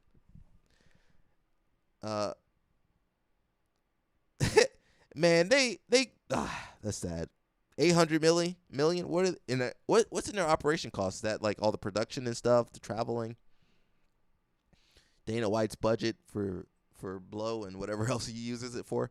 If I was on a 10 and 10 contract, I will be getting free smoothies and using those saunas every day. Vegas is a decent place for a fighter to live anyway. It says basically the equivalent of giving your disgruntled workers a pizza party. Yeah, except in this case, most of the staff is remote. So whenever these fighters are like, "This is amazing," well, you guys getting robbed in plain sight right there. Dorothy Slipper says, or LL Snap says, "Man, they're saying that they might be paying us more money than I was guaranteed because I technically was affected from 3 different organizations by the UFC." All right, man. UFC done. Look at at least LOL Snap going to come out on top. Dorothy Slipper says, "Those UFC yearly earnings reports tell all the secrets." That's true. So that's the $800 million operating cost. Where can we see that? Can I get the financial statements for that? LOL Snap says, "How are the fighters getting paid worse now than back then? Because they got less options. When you were fighting, you had Strikeforce, WEC, whatever else was around. They ain't got no more options. They got LFA and something, but it's all owned by the UFC at this point. They got no options, no power, no say-so, no insight, no brain, no thought. These are the worst fighters ever. The best fighters in history are the worst at business. They got no sponsors, no union, no nothing. What do these fighters have? No pay-per-view. No laws. They didn't got no Ali Act. They trying to get rid of the Ali Act. They ain't got nothing. Those UFC yearly earnings. Yeah, how can I find the UFC yearly earnings? I might have to look that up. You know I like this stuff. You think free access to a gym and training facility with state-of-the-art equipment as well as free access to physical therapists, trainers, masseuse, dietitians, nutritionists, chefs is the equivalent of a pizza party? Well, in the long run it is. He says, yeah, especially when organized sports have all of these at your location, not centralized in Vegas. Imagine if all NFL players had to go to Vegas for PT and free training. That's true. $800 million? What TF sounds so inflated? To be honest, they're serving post-workout meals with gold flakes or something. Tito Ortiz already laid out the perfect training regimen. I train 6 days, actually 6 days a week, 5 days a week. I train 3 days a week. One of those days I would train 2 days a week. Says built that moronic thing with $800 million in running costs. Is that thing cost $800 million? How much did the Performance Institute cost them? They're saying $800 million. AI said $14 million. That ain't no $14 million. Maybe that might be the operating cost. How much did it cost for that UFC Performance Institute? I don't think it cost $800 million. Maybe it did. LL Snap says, you go to the NFL, they got that right there in the stadium. UFC is the best people for thinking they are doing something new and innovative, but realistically, they should have been doing it all along. I'm just happy I don't have to pay for healthcare anymore or dental or anything else. They pay for everything after the lawsuit. Wow. That's crazy. $7 million revenue? What are you talking about? Is that for the Performance Institute? And 7 million, wait a second, 7,100,982 revenue and 263,892 in operating costs. So they losing money. Is that what you're saying? If the operating cost is more than the revenue? Billion. Where's the profit going? It close to 800 million. The UFC Performance Institute? The Performance Institute is 800 million? Or overall operation costs are 800 million. I want to know about the Performance Institute. How much did it cost? AI said 14 million, but I don't think you can get a building like that for 14 million.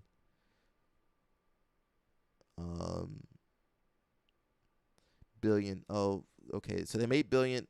How are your operation costs as high? I guess so they're saying they're losing. They're not making a profit. Is that what you're saying, Dorothy Slippers? Says built that moronic thing with $800 million in running costs, yet most of their fighters struggle to make ends meet. Hating the UFC is the easiest thing in the world. I told you, everybody. I told you. I was right about hating the UFC. Josiah says the UFC sucks. Thank you, Josiah. Says, plus, it makes poorer fighters more dependent on the UFC for its food and facilities. Go ahead. You got some slaves over there. Basically the same as having to buy from the factory town store. Kind of the same as most retail stores, restaurants, and most all commodity stores we support and buy from every day. They spend more on opening locations, renovating, and upping the pay for the top 3%. They build their brand more than worrying about living conditions, education, pay, insurance, etc. for 97% of workers. And that makes them successful. Says, bro is defending dudes getting 10 and 10 by a multi-billion-dollar company to kill themselves for his entertainment. I mean, the UFC created Slap Fight. What do you guys expect? LL Snap says, yes. Have you not been in there? It looks like Star Trek scene. Oh, I had never been. Why would I go in there? As much stuff as I talk about UFC, you think I would walk in there? Dorothy Slipper says, that's directly from the UFC 2024. 10K, but that includes WWE, EuroLeague, basketball, and other. Okay. Yeah, I don't know what their strategy is. All right, is there anything more I can say?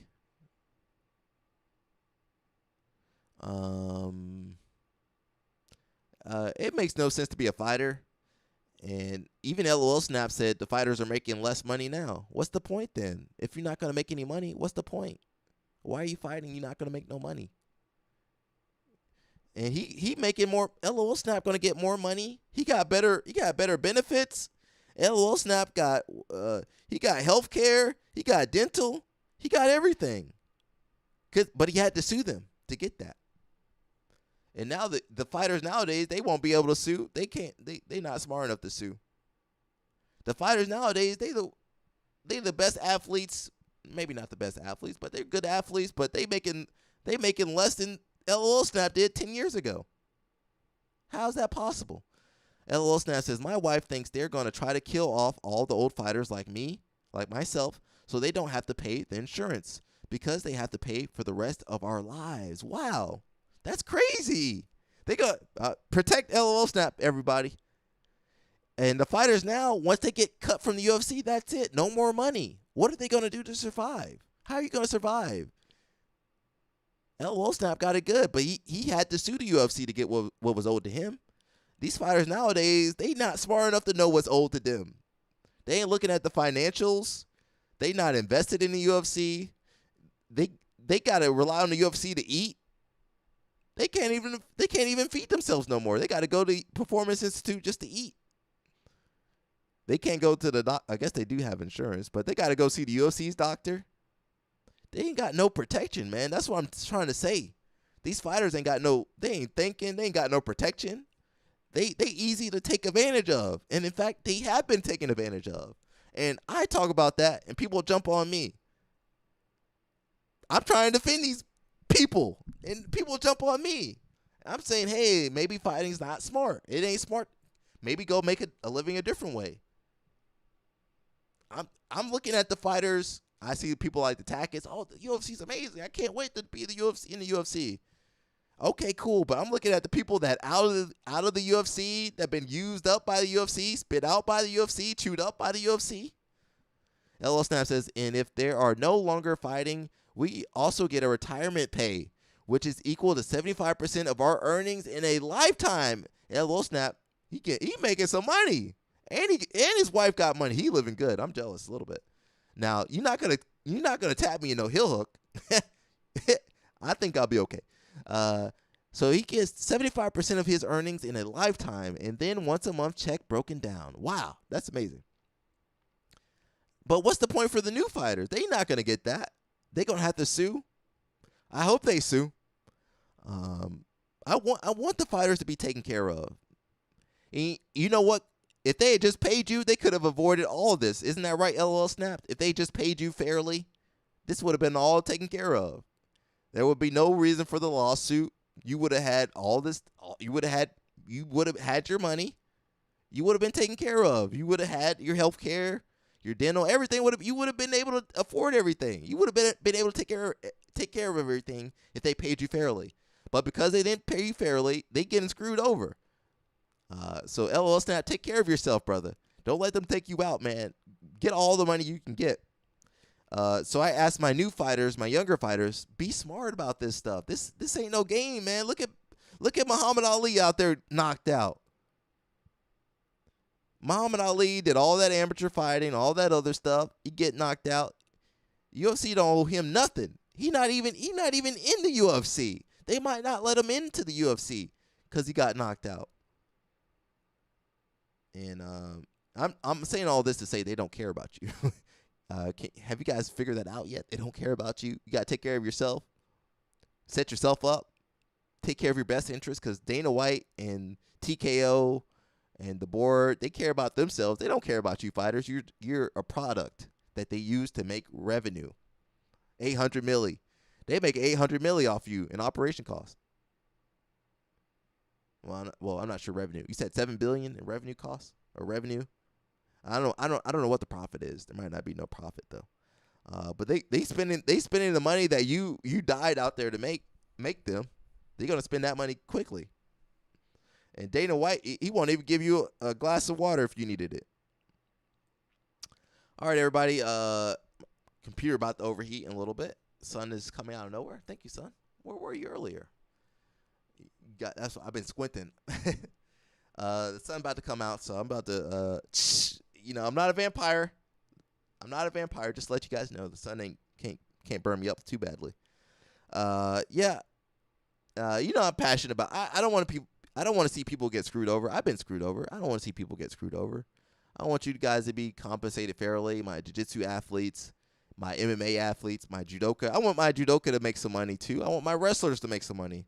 I want everybody to live a good life and do what they love to do. So that's why I'm so passionate about this stuff. I keep talking about it. There's a lot of stuff we didn't cover, but that's fine. Today is Takedown Thursday. Go do a takedown do it for me, do it for Ollie, do it for Ben Askren. Go do a takedown.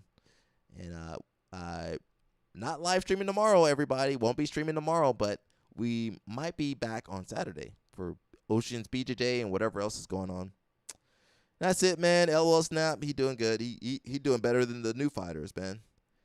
LOL Snap got to say something offensive before we leave. He says the women's MMA fighters need to get paid more too. Oh, is LOL Snap defending the ladies? Oh, let me give some heart out there. Hey. LOL Snap is defending the ladies. Yeah, they do need to make more. They have different challenges. The women, they're built different than us. They got different challenges. The women MMA fighters need to get paid more as well. That's one thing I will say. I've seen their pay, and I was disgusted. And the women are draws too. People like Holly Holmes, I was about to say Fionn, Ronda Rousey, Kayla Harrison, Amanda Nunes. They be drawing people too. Karate Hottie. Karate Hottie. Who else? A lot of them girls be drawing people. Rose, Paige, all them girls. Misha Tate, Sarah McMahon. Yeah. I'm sounding like a preacher. Uh-oh. Cyborg. Uh-oh. You were in there? No, you got in there, bro? You got up in there? How was that? How was that? How was that, bro? Inquiring minds want to know. How was that? Dang, my man LOL Snap, you lived a good life. Don't let the UFC take you out, brother. He said it was pretty good, and she was all okay. Oh, man, dang. Shoot. I'm jealous. I'm a little jealous right there. All right, you can brag about that. That's not your kid, is it? Is that your kid over there? Is that your daughter? Is that your daughter, LOL Snap? I ain't never seen the daddy. You might be the daddy. Did you? Are you on the child support? They got you on the child support. Is UFC paying your child support? LOL Snap said no. He said no. That ain't my child. No child support over here, man. Brother. Oh no, it's time for me to get off of here. Dang, bro, you done a lot of stuff, bro. God, dog, I am a little jealous. I can't lie. He says I only messed around with her for 2 years, and we only dated for a month. Dang, my man was putting it on. What they got over there in Cuba? What is going on in Cuba? It's not just you. It's Yo Romero. I'm not saying. I mean, they got some specimens. Yo Romero, what's the big guy in Greco-Roman? I can't remember his name. The 5-time Olympic champion, 4 or 5-time Olympic champion over there. How did they make you guys over there? They just got you guys straight from Africa. They didn't do nothing with you guys. Where did they get you guys from? Some of the other islands too, Jamaica too. What's going on in the Caribbean, people? What's going on down there? Might need to go look for a wife down there. We'll see. All right, everybody. That's good. LOL Snap, thank you, sir. Thanks for the entertainment. I know I entertain you guys in a lab. Yeah, for real. What kind of splicing did they put in there? I might have to find me a Cuban girl. LOL Snap said no, but maybe it might be worth it. That's it. I think that I entertain you guys, but you guys entertain me. Between LOL Snap, Josiah, Jason Whitfield, and some of you other guys, Mushmaster, I'd be entertained too. So I really appreciate you guys. It's not a one-way street. This is a community we got on here. We've got a crazy community. I try to help you guys a little bit. Josiah says, I'm Josiah jealous too. We all jealous. Everybody on the stream jealous. Jason Whitfield, what Jason Whitfield say? My thing is slow. Oh, I got the wrong info on here. If I didn't see your comment, sometimes it'd be weird on here. Jason Whitfield says, if the UFC starts paying all the fighters child support, they will sign all the Brazilian fighters because with all the kids they got, the horrible salary they make is worth it. Well, the thing is, they are independent contractors, so they can't pay your child support because you're not an employee. You don't get a W-2. I believe you get a 1099 or something. What do those fighters get? LOL Snap says, don't be. I have a body count. Uh-oh. Uh-oh. We don't want to know what that body count is. It's all good. He's married now. He turned a new leaf over, hopefully. That's it, everybody. No live stream tomorrow. You guys have Friday off. You don't have to listen to me yap, as the one commenter said, or the one person said in the other video. Maybe I might try it for Saturday. I might come back on Saturday evening or night. I'm flying on Saturday, so we'll see. Who else is flying and traveling and still manages to live stream as consistently as me? I don't think it's possible. So hopefully next week we'll get back on schedule. I do have some other travels coming up, so I'll let you guys know. Otherwise, that's it, everybody. Stay out of trouble. Josiah, stay out of trouble. And we'll keep you guys updated with what's going on. No live stream tomorrow, and then possibly Saturday. LL Snap says, I took a few...